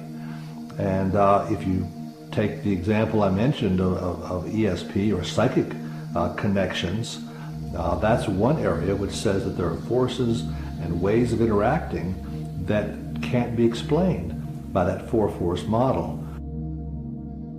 When scientists measure the capabilities of subtle energy or the psychic force, it outperforms all of the other forces. Today, we store and transmit information through radio and television waves. This kind of information is likened to human consciousness, but it doesn't possess all of its qualities. Consciousness is still unique and more powerful. Radio waves and microwaves are used to broadcast voices and television pictures at the speed of light. The problem is these electromagnetic signals get weaker over distance and can distort or collapse when trying to move through solid barriers such as walls, metal, or even mountains. After conducting hundreds of tests, scientists have discovered that subtle energy, the psychic force, is capable of penetrating any dimension, barrier, or distance with no loss in signal quality, even through vast distances in space. The Princeton Pear Lab experiments have also shown that people's minds have the ability to affect things at a distance. They take a device called a random event generator, which makes a sequence of random ones and zeros or yeses and nos based on a quantum circuit. What they have shown is that the mind can affect how that object behaves, what the stream of ones and zeros looks like. And it does not depend how far away you are from the person influencing the experiment. Even thousands of miles away, a person is able to affect the results just as well. So we have an ability to exert a force on distant objects that does not fall into any of the known category of forces. This new force goes through barriers that would normally stop the known forces. It even acts backwards in time in certain types of experiments. This new force, the Russians have called torsion. It's known by a variety of different names. It may be the same thing as what the Chinese call qi, the essence of Chinese medicine. It appears to affect space and time, and by doing so, it affects all the other forces, and it really calls for a new re-examination of physics. Bill Tiller has called this raising the gauge. Dr. William Tiller has conducted hundreds of tests proving that human consciousness or intention can affect the pH value of water over any distance and through any barrier or dimension. Well, let's start with the unstated assumption that's been existing in science for 400 years, since the days of Descartes, and that is that no human qualities of consciousness, intention, emotion, mind, or spirit can significantly influence a well-designed target experiment in physical reality. And so in '97, I set out to seriously test that assumption, having received some important funding from a private source. And so the idea was to design 4 target experiments, set them up with all the kinds of controls you would have in any normal orthodox science experiment, and to then introduce consciousness into the experimental medium. The 4 experiments were the intention was to increase the pH of water by 1 full pH unit with no chemical additions. And the water was in equilibrium with air. The second target experiment was to decrease the pH of the same water by 1 pH unit with no chemical additions, and again in equilibrium with air. And in both cases, the accuracy of the measurement instruments were plus or minus 0.01 pH units. So we were asking for a signature which was the order of 100 times the noise. First, Dr. Tiller did experiments applying direct human intention to water and got positive results. He then was able to capture a human intention as if in a computer hard drive in a bioelectrical intention host device with the instructions to raise or lower a pH value in water. Regardless of distance, repeatedly, the intention was able to affect the pH value in water. Within 3 weeks, the pH had gone up 1 pH unit. And then 3 months later, the Milan folks weighed in, and we said the same thing to them. To be part of the experiment, we wanted them to just measure background. And we used it as a control site for, again, the 3 active sites. And within 1 week, the pH went up 1.7 pH units. And we looked at our data. We found in one of the control sites in Missouri, it was underground, and there the pH had gone up 1.7 pH units. So what we gathered, not only was there information entanglement over as much as 6,000 miles, but that if the measurement site was below ground, the pH went up more than 1 pH unit. If it was 3 stories up in the air, as it was in Bethesda and Baltimore, it only went up 0.8 pH units. But if it was at ground level, it went up 1 pH unit, which was the level where we first made the imprint intention into the devices. Another amazing quality the psychic force exhibits is no distortion between sender and receiver. That means the lines of communication remain private. Well, I'm Gary Schwartz, and I'm currently a professor of psychology, medicine, neurology, psychiatry, and surgery at the University of Arizona, where I direct a laboratory for advances in consciousness and health.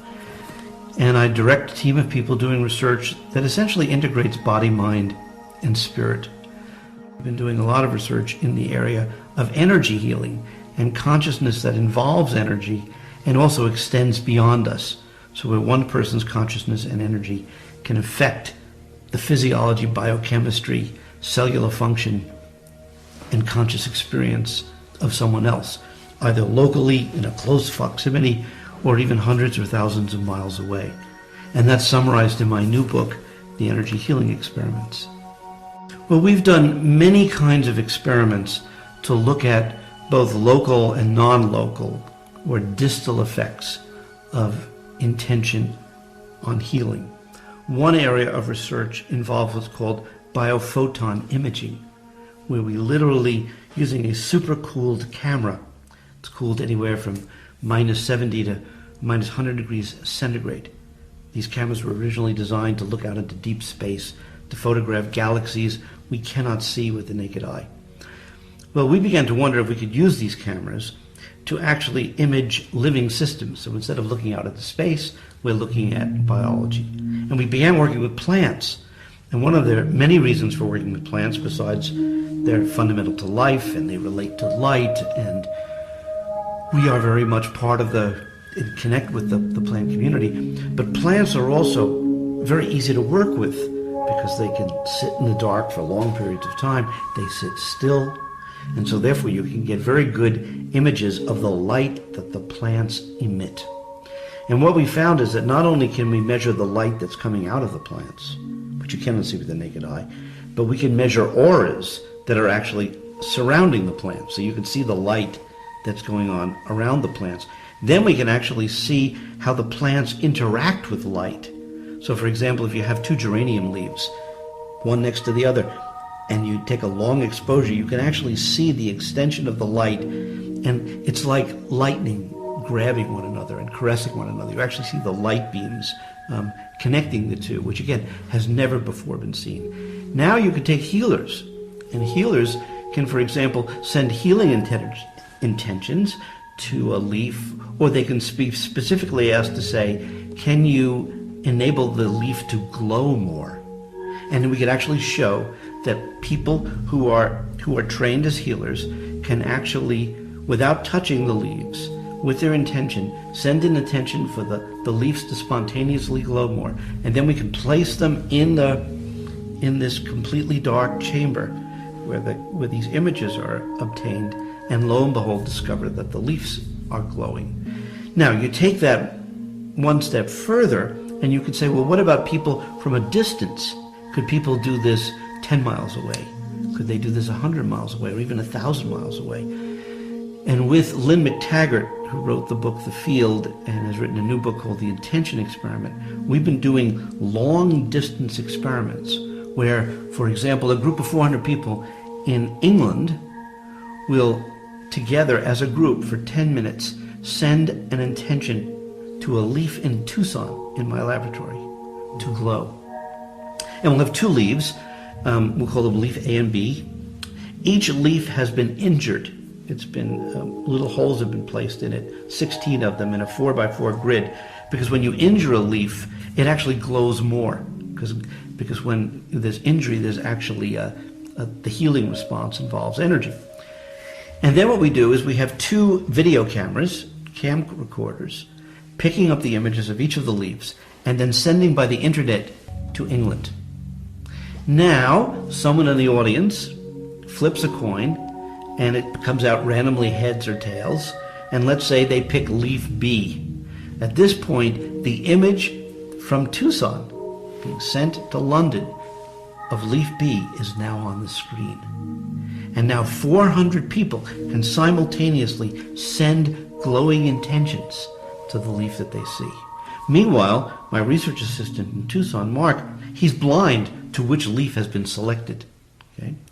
After the 10 minutes, Mark is then asked to take the leaves and put them into the biophoton imaging system so we can collect these long exposure images of the leaves. And then they're blindly scored before we break the code to find out what happens. And much to my absolute amazement, sure enough, if leaf B was selected from a distant group and they could actually see the leaf, they're able to affect the glowing of that leaf compared to a match control. German physicist Fritz Albert Popp proved the existence of biophotons, that all living organisms, including humans, had auras that transmitted and received intelligent signals. He also found that plants communicate at a distance with one another by their transmissions and receptions of biophotons. This digital photograph of a giant palm tree shows something extraordinary that appeared invisible to the naked eye. a 2 to 3 foot wide orb of plasma light. It even has a green plasma membrane, kind of like a giant cell. Are plants in communication with invisible beings of light? Could we be in communication kind of like a giant cell? Are plants in communication with invisible beings of light? Could we be in communication through Einstein's action at a distance with our future soul matches as friends, loves, husbands, wives, teachers, business partners, and spiritual mentors before we meet in person for the first time? Could this communication be happening based on our current thoughts, feelings, patterns, and our personal energy signature? Creating a dialogue with your soulmate before you meet them is very important, because a lot of us may feel that maybe our soulmate isn't really out there, and so, you know, in the back of your mind you hope for it, but it's not active in your day-to-day life. And it's important to put those messages out that, you know, that is what you're looking for. You're not going to settle for anything else. When you clear your space and you're totally open to receive your soulmate, and when you do your soul work on a daily basis and you put the feeling tone of finding your soulmate in that space, all of those things are essential to communicating with your soulmate before you actually meet them. You have to believe that your soulmate can hear you, because if you don't believe it and you're just saying, oh, I'm going to put out this message, if you're actually there or not, you know, I don't know, but I'll just say that I'm ready and, you know, you'll hear me. It doesn't work that way. You have to truly believe that they can hear you and send a clear message to them in order for the line of communication to meet them instantly, because that is not only a leap of faith, but it also creates a clear signal so that nothing, no doubts, no resistance are interfering with that signal. If you have a doubt and interference through that, you know, not being sure, then it won't be an instant message. It'll be, you know, it'll come to a stop sign at some point. So it's really important to have faith and true belief that your soulmate can hear you when you're sending out those feeling tones and those messages of I'm ready for you, and mirroring that in your actions in, you know, your day-to-day basis. Dr. Bruce Lipton has made a remarkable discovery by observing how biological cells can be in communication with one another at a distance. There's an interesting understanding in biology about how one can separate proteins in a mixture which contains thousands of different proteins. And basically how it works is you take a drop of this mixture of thousands of different proteins, you put it on a surface of a gel, and what you do is run an electric current through this gel surface. And what happens is, because each protein has its own unique vibrational frequency and mass to it, each protein responds to the field with its own unique characteristics. So as a result of putting the proteins in a field, it causes the proteins to move in that field. Some proteins move faster than other proteins, so the net result is that the proteins actually begin to sort themselves out on a petri dish. And ultimately, if you continue doing this, you can identify individual clusters of proteins that share common characteristics because they will move at the same rate of speed on this gel. We apply this to an understanding of humans as protein mechanisms. Each one of us has our own unique identifying frequency to it. Each one of us on the surface of the earth is like a protein on the gel. Interestingly enough, the field forces around us, the invisible forces, influence our movement on the surface. So during our lives, we move across the surface of the planet from one place to another, and ultimately, if we share vibrational frequencies with other people, it's inevitable that at some point we will ultimately cross paths, just as proteins do in what is called chromatography or gel electrophoresis. So basically, it's a very interesting understanding that we will ultimately meet up, if we continue our movements, with people that share our vibrational frequencies.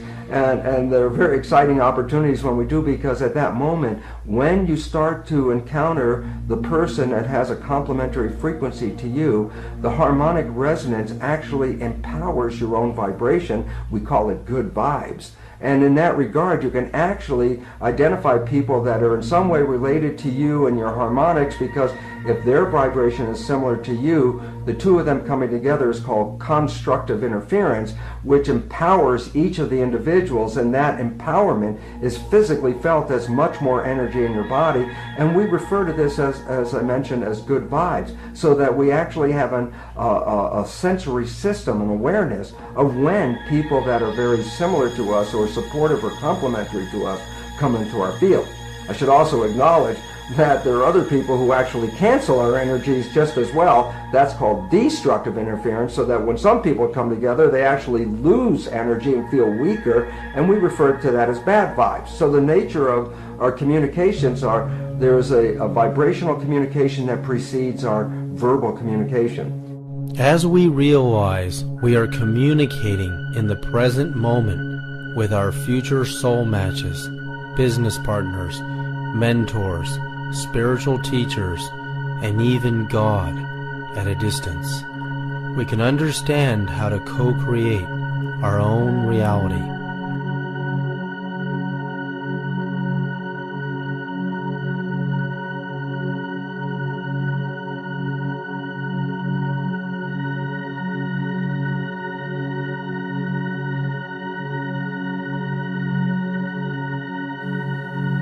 Once we understand the concept that we are constantly broadcasting our personal energy signature into the field, and we're also receiving messages from the field, we can see how we can focus and actually attract not only our soulmates and soul matches, but our future business partners, and actually creating a future career for ourselves that is more harmonious to who we really are. We can also see how we can use the field to attract our spiritual teachers.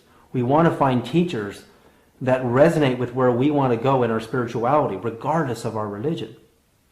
But also, how we can use the field to create a dialogue with the universe itself. So, whether we're an architect, an astronomer, a biologist, a medical doctor, a musician, an artist, or even a student, by creating this dialogue with the super intelligent levels of the field, and expanding our consciousness ultimately into the 9 levels of the cosmos, the 9 levels of the angelic, and the 9 levels of the field, we can get the answers to anything we can imagine. The cure for AIDS, the cure for biofuels, the next biofuels. We can find the secrets to nuclear fusion. We can find the secrets to unlimited zero-point energy. We can find the secrets to the next song, the next generation of music. All of that information is available to us in this field if we can tap into it. We can even begin to formulate a dialogue to awaken our own inner genius and true potential. One of the ways that we can access entering a more quantum, broader field range of awareness, a more expansive state of awareness, is to begin to encourage ourselves to see things not so much in terms of concepts and ideas, but more in terms of pure energy itself. So that you begin to perceive what is normally, you would label it and you'd say, wow, that's a rose, or that's a car, or that's a tree. You would just begin to teach yourself, guide yourself into feeling the pure energy of that experience, as though you were in a state of innocent wonder.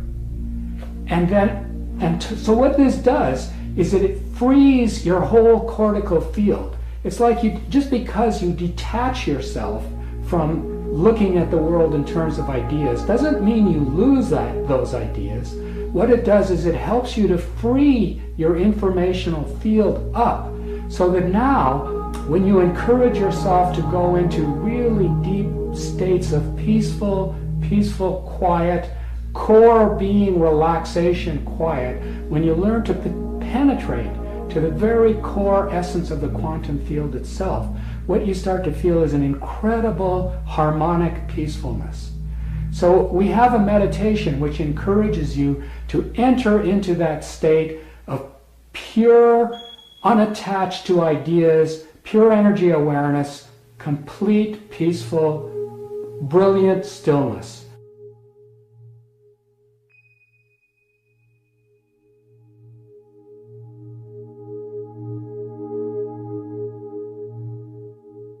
And as you enter that, what we now know from studies of creative genius, that it's often exactly when we're in the most relaxed, most sort of open-minded spaces that we begin our brain process, because it's now free. It's suddenly like the electrical circuitry is no longer confined to our old thought spaces, so that our cortex can suddenly flash up with something like akin to a superlight. Like the light of our awareness within our awareness field can suddenly flash into our whole brain field in a much more core contextual way, and we start to holographically insight instead of think. We start to get picture images. We start to see potential solutions that are way more holographic. For a description of the difference between holographing and thinking, if you were to think of say a round basketball, and if you were to take a 1 diameter slice of that basketball in an attempt to understand a whole field of information, what you would end up with is with two polarized opposites. You would have like an either or a right or a left position, or a good or a bad position. And you'd have an argument because you've polarized the informational field. And you tend to look at that informational field in terms of being somewhere along that band. I'm in the center, I'm on the right, I'm on the left.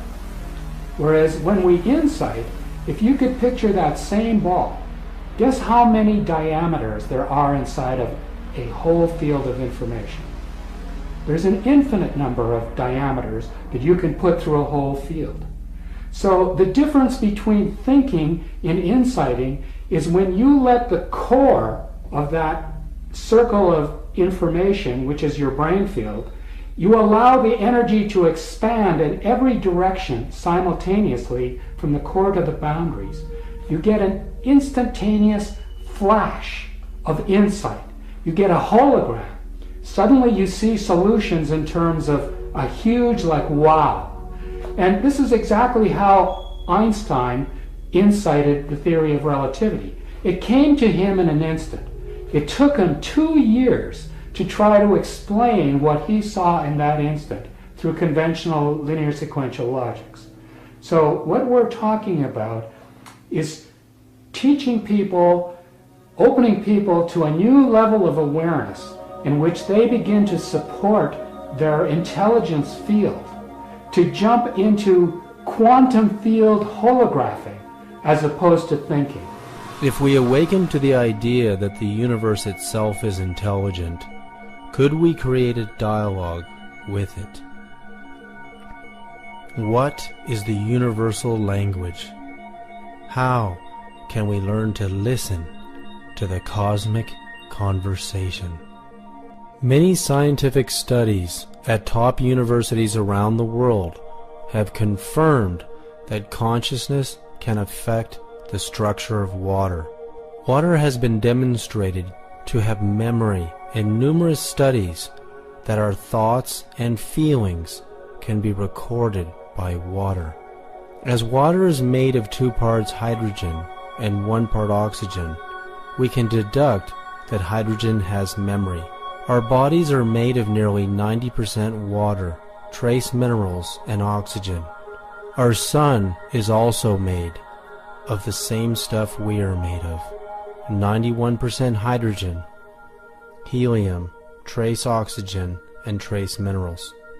Hydrogen was created less than 100 seconds after the Big Bang, the creation of the universe, and established itself as the most abundant element in the entire universe. The massive spiral arms of the itself as the most abundant element in the entire universe. The massive spiral arms of the Milky Way galaxy is hundreds of billions of stars and planets are made mostly of hydrogen. 75% of the visible mass of our galaxy is made of hydrogen. Well, hydrogen has memory. Could our galaxy's spiral arms, the Sun, and the billions of stars in the Milky Way galaxy actually hold all of the cosmic memories of its entire history? Could this be where the great Akashic records archiving all of human history are held? What if we could create a dialogue with this enormous memory system?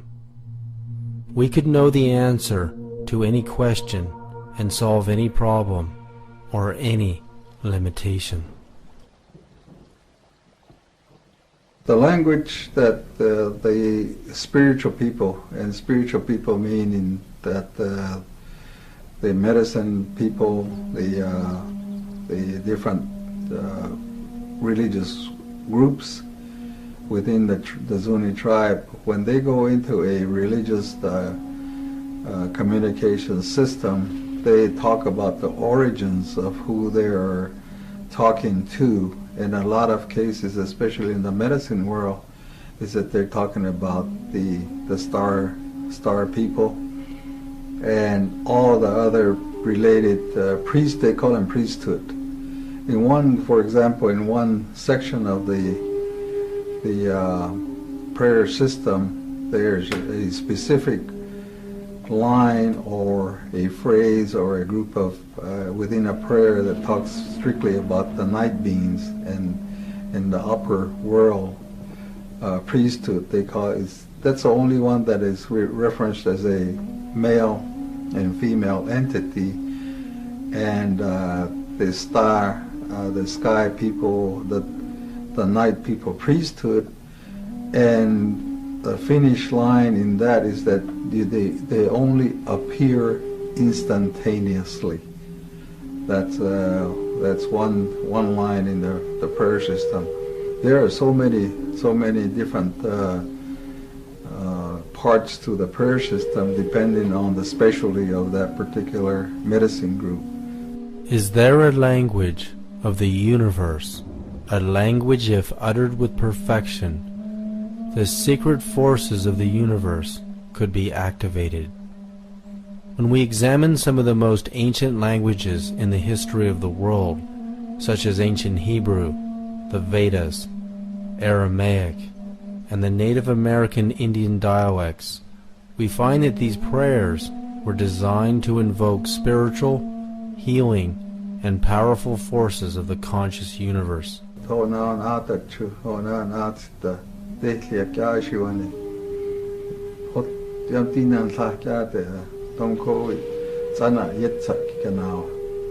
I mean by that is that during the nighttime, the night priesthood, including the female, they come, and also that I'm talking about the priesthood of the universe. They only come and show themselves instantaneously, is what that passage means when you're doing our prayers. When we communicate them with directly, that is the prayer that they use. The language of the Zuni is a very unique language in that there is no other Indian tribe that has any connection with the Zuni language. The Zuni is a standalone language system as determined by the people that study the languages and trying to connect it with other Indian tribes, say like the Hopi or the existing Pueblo tribes around Albuquerque, New Mexico, and even clear down to the Azteco Inca tribes. And the ethnologists and the linguists have never found any connection to any of the Zuni language, so it's a standalone system by itself as far as the language is concerned. Do all ancient dialects go back to the same source, the sounds of nature? and the sounds of the universe itself. Well, Pleiades, what took me some time to understand is that in the prayer system, they talk about all the different directions. Not only is it the internal part of the earth, the different directions, the 6 directions of the earth, boundaries, the up and down, the east and west, and north and south, and so on. And in the when they start talking, giving prayer to those people that are in the upper world, it starts out with what the Zunis refer to as the rock roof, and they're referred to as priests or gods. The rock roof, then the next one is the moon and the sun, the Big Dipper, and as it goes up, then it talks about the 7. The 7 took me a long time to figure out that was referring to Pleiades. Pleiades having got 7 star group or whatever it is. And then above that is the supernova group. And depending on the specific functions of the Medicine Order Society, then again it expands into other star systems and also certain parts of certain stars stars or planets in the universe, depending on what their specific order is or their medicine group is. And those are kept pretty well secret among those societies. In Zuni, even though the medicine orders are the same, the specific groups have their own references, and sometimes we don't know what the other society references are. But in the case of Pleiades, it's very specific. That's incredible. So you're saying the elders could talk to gods or goddesses from different star systems? Yes. The ancient Hebrew name of God is the name that cannot be uttered or heard by the human ear because it has no vowels to move air through it. The name literally cannot be uttered or heard by the human ear unless vowels are introduced to it. The phonetics of the letters YH, WH produce a sound so low in frequency it cannot be heard. Could the sound of the sun be part of the universal language system? Okay, in my modeling, which I developed from a deep meditative state in the early 1970s, the model that eventually appeared to me, which I wrote down in my first psychoenergetic book, which I didn't publish for about 30 years, that was in 1997, and that was Science and Human Transformation, Subtle Energies, Intentionality, and Consciousness. So in that, I draw a Minkowski diagram with the standard cone kind of thing, but there are several cones where the events occur inside the normal light cone of Minkowski is with the coordinates of distance and time. The limitation of the walls on the cone is velocity of light, c. The next one, the limits, which is the magnetic information wave domain, is c squared. The next one, which is the emotion domain, is c cubed. And the next one, the mind domain, c to the fourth. And beyond that, spirit. So, again, until you can make measurements, we will not be able to check these kinds of things. But they're internally self-consistent with a variety of stuff. And they give us a lot of hope and optimism that if we will ever get out of this box that Orthodox science is stuck in, then they will have a marvelous, marvelous adventure in learning more about nature. Is the power of meditation so profound that we can expand our consciousness into the cosmos and perceive the actual sound of the sun and the universe? One of the fascinating things about psychic phenomena is that they seem to travel much faster than light. And a piece of evidence to back that up, and there are actually now several experiments, but the first one that I learned about was by a Russian scientist named Podshibian, probably back in the 60s, I believe. He was working with acupuncture and measuring the voltages on the acupoints on the body. Acupuncture, as you know, are certain points on the body that the Chinese medicine stipulates have certain electrical properties. As Podshibian was measuring the voltages, he saw a curious spike in them and wondered what the cause of the spike was. Later he learned there had been a solar flare at the moment that he saw this voltage spike. What was strange is that the spike occurred 8.3 minutes before we would be able to see that solar flare, because light travels, at a limited speed. It takes 8.3 minutes for light to get from the sun to the earth. But his spikes showed up instantaneously. So this is the first evidence. That there's something that travels much faster than light that affects the body and affects the acupuncture system, and we can measure it physically. Since then, the Russians have done a lot of work on what they call torsion, which is their version of the same psychic force. And they do find there's an element of that does travel much faster than light, so that now even telescopes have been devised which can measure this energy, and they show that signal does travel faster than light. So this is, again, another revolutionary aspect of physics that most Western scientists are just ignoring, but it's really important.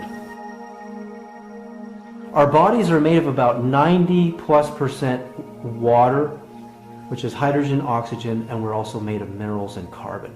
The sun is made of over 90% hydrogen, trace oxygen, and trace minerals and helium. It's made of almost the same stuff we are. So inversely, if the sun can send us telepathic messages faster than the speed of light, we can send the sun telepathic messages faster than the speed of light. And what that means is, every 11 years, according to NASA, we come into solar maximums where solar flares are a potential threat to our planet. If we can learn to pray and talk to the sun as a living being, not as a god, not as the god of creation, but if we can talk to the sun as a living being, can we collectively, with billions of minds together, ask the sun to calm itself, to harmonize itself with us, and not to harm us? Can we do that? Are our collective minds that powerful? If we consider Dr. Tiller's model once again, realizing that consciousness is operating in a domain beyond the gamma ray spectrum, consciousness has the power to create a universe. Considering a short 10-second gamma ray burst from a supernova will release more energy than our sun will in its entire multi-billion-year lifetime, consciousness in the magneto-electric spectrum and beyond is even more powerful than that. If we could access this through coherent awareness, we could become like gods and goddesses.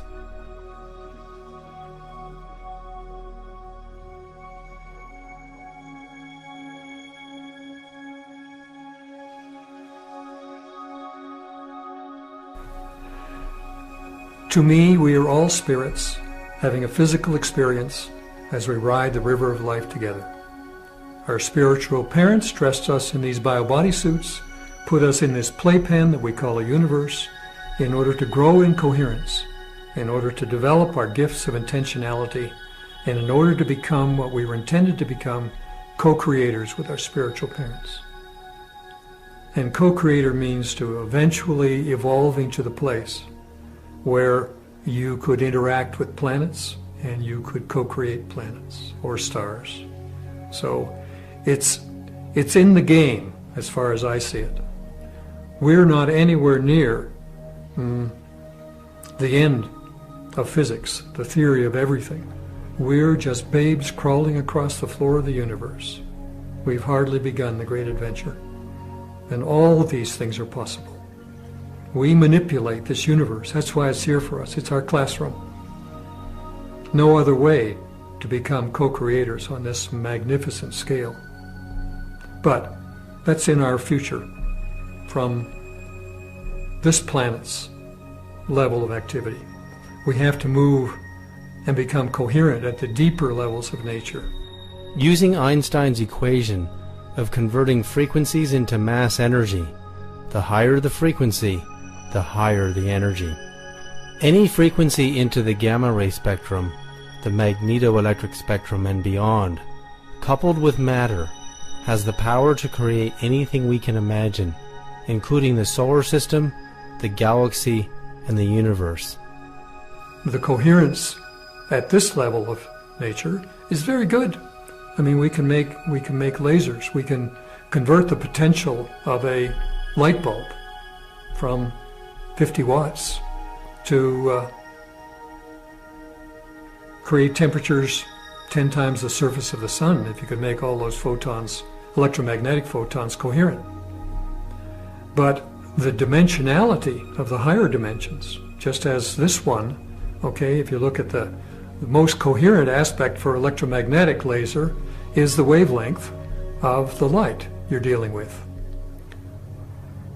So, but now if you go to the next level of the vacuum, magnetic information wave level, you've changed the size scale by 10 orders of magnitude. And then to the next level, another 10 orders of magnitude. And the next level, another 10 orders of magnitude. And so to be coherent at those inner levels, really coherent, the energy densities are beyond your imagining. So it isn't just that it goes c squared, c cubed, c to the fourth. The size scale goes down and down and down. The wavelength goes up and up and up. And the power, ultimately, is huge. So in principle, all of the things I've talked about appear to be possible. It is information at this level of reality that tells matter what to do. Consciousness at the magnetoelectric spectrum and beyond can also power a spacecraft at the speed of light squared and beyond. Does this give us a new understanding and a new vision of God? When you make the two into one, you will become children of Adam. And when you say, mountain, move from here, it will move. Jesus, the Gospel of Thomas. By tapping into just a small amount of this consciousness, certainly we could change the weather, and we could talk to the sun to ask it to do anything. Imagine for a moment if a hurricane was coming in the future. But now, as people, instead of what we're doing with the weather forecasts, which we're amplifying the fear and we're looking at all the blowing of the winds and all the torment and so on, imagine instead we had millions or billions of people simultaneously engaged in an organized, synchronized, guided imagery over the media of sending loving intentions and calming intentions to a storm, or even was redirecting it to a safer environment. Would we find that the storm was diminished? Would we find that the storm might be moved? Well, we'll never discover it unless we look for it. If we don't ask the questions and we don't try it, we'll never know whether it matters or not. The key to talking to nature is to know its harmonic language. When we examine this photo of ordinary water, flash frozen while it was exposed to the sound of the sun, we can see it transforms from its ordinary state of disorder into the most perfect sacred geometry. Is there a purpose to the sun's sound waves broadcasting throughout the solar system? Is it a sort of language? Does the sound of the sun bring order to the 9 planets?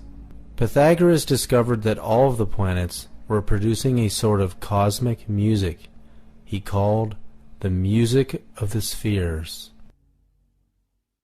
When NASA recorded the sounds of Saturn, researchers were in awe.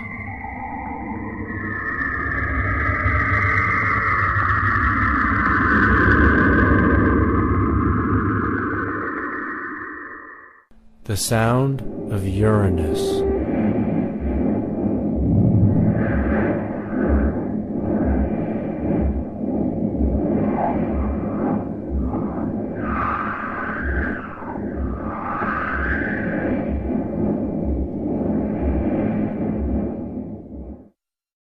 The sound of Jupiter.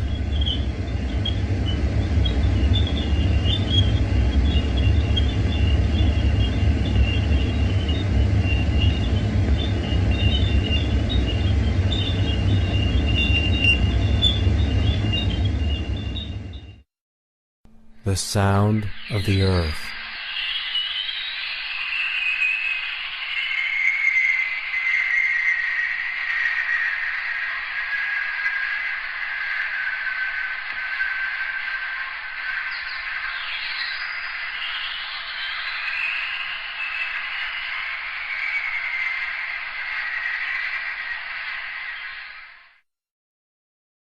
When we hear the sound of the Earth, we can see it sounds deeply similar to the sounds of birds singing.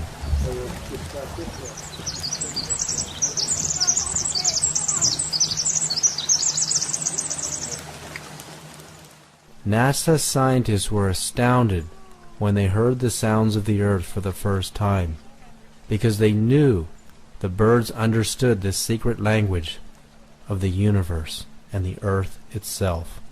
They were singing as if in a dialogue with the creation. When Pythagoras had finished his studies into the music of the planets, he gave birth to the intervallic system of modern music, and thus classical music was born. Yeah, the musica instrumentalis, of course, is the music we hear people sing or instruments play, and then the musica humana, Pythagoras said, is our sound, the one that we create, that humans create.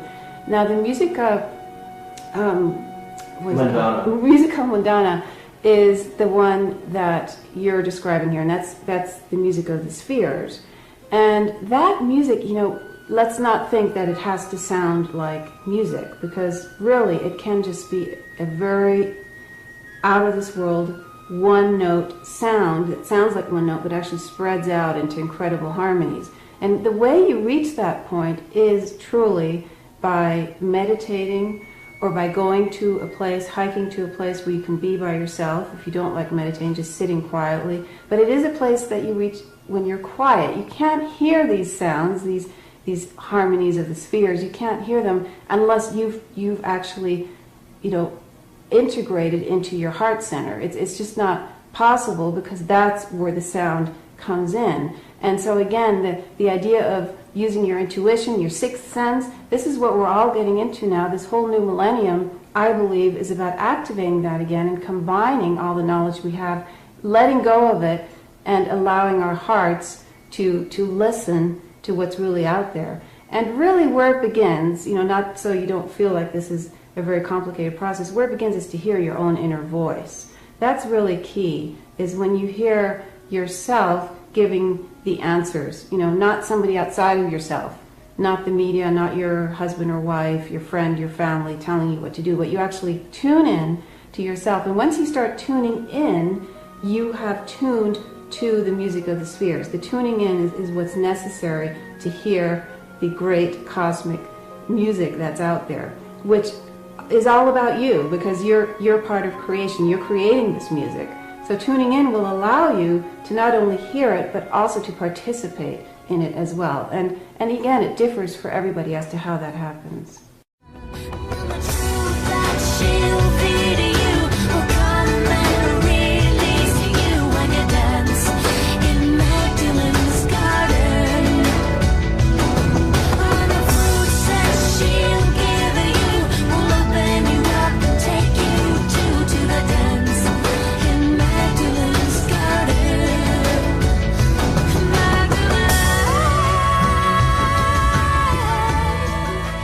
Music is, for me, it's a frequency, it's an energy.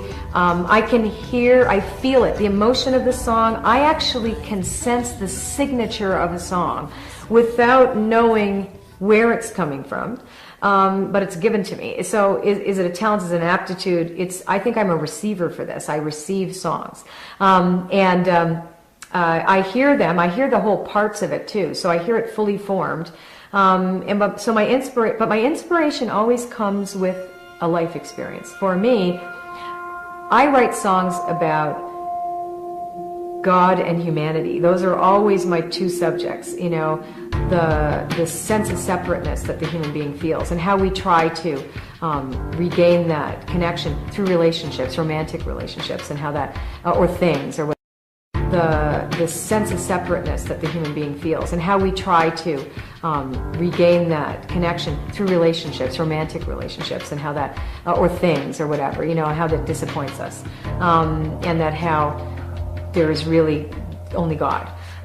So a lot of my songs, you can re-listen to them about healing. You'll hear me talk about what sounds like a relationship when really I'm talking about a relationship with a higher power. But I'm always surprised actually afterwards. But again, it's usually something that I'm thinking about and I want to speak to, so I allow this to be spoken to through the song.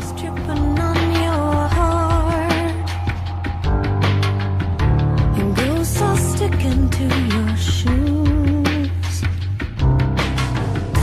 About these stains here on my wings. Price was right for these unnatural things. They make it easier to hide. Jesus spoke the Lord's Prayer in Aramaic, a language that is at least 3,000 years old. Was this language also consistent with tonalities of the hidden forces of creation? Was Jesus' intention combined with Aramaic language so powerful he could manifest the loaves and fishes needed to feed the masses? The shape of a fish in geometry is the vesica Pisces, formed when two circles of the same diameter cross one another. The ratio of a vesica Pisces width to its height is 153 to 265, or the square root of 3, the number of the Trinity. In the Gospel of John 21:11, Jesus caught 153 fish at a time when the disciples could not catch a single one. The question is, why is the number 153 in code with the creation of the shape of a fish? Was Jesus speaking in a harmonic code language to manifest the loaves and fishes? Did he know the secret language of creation itself?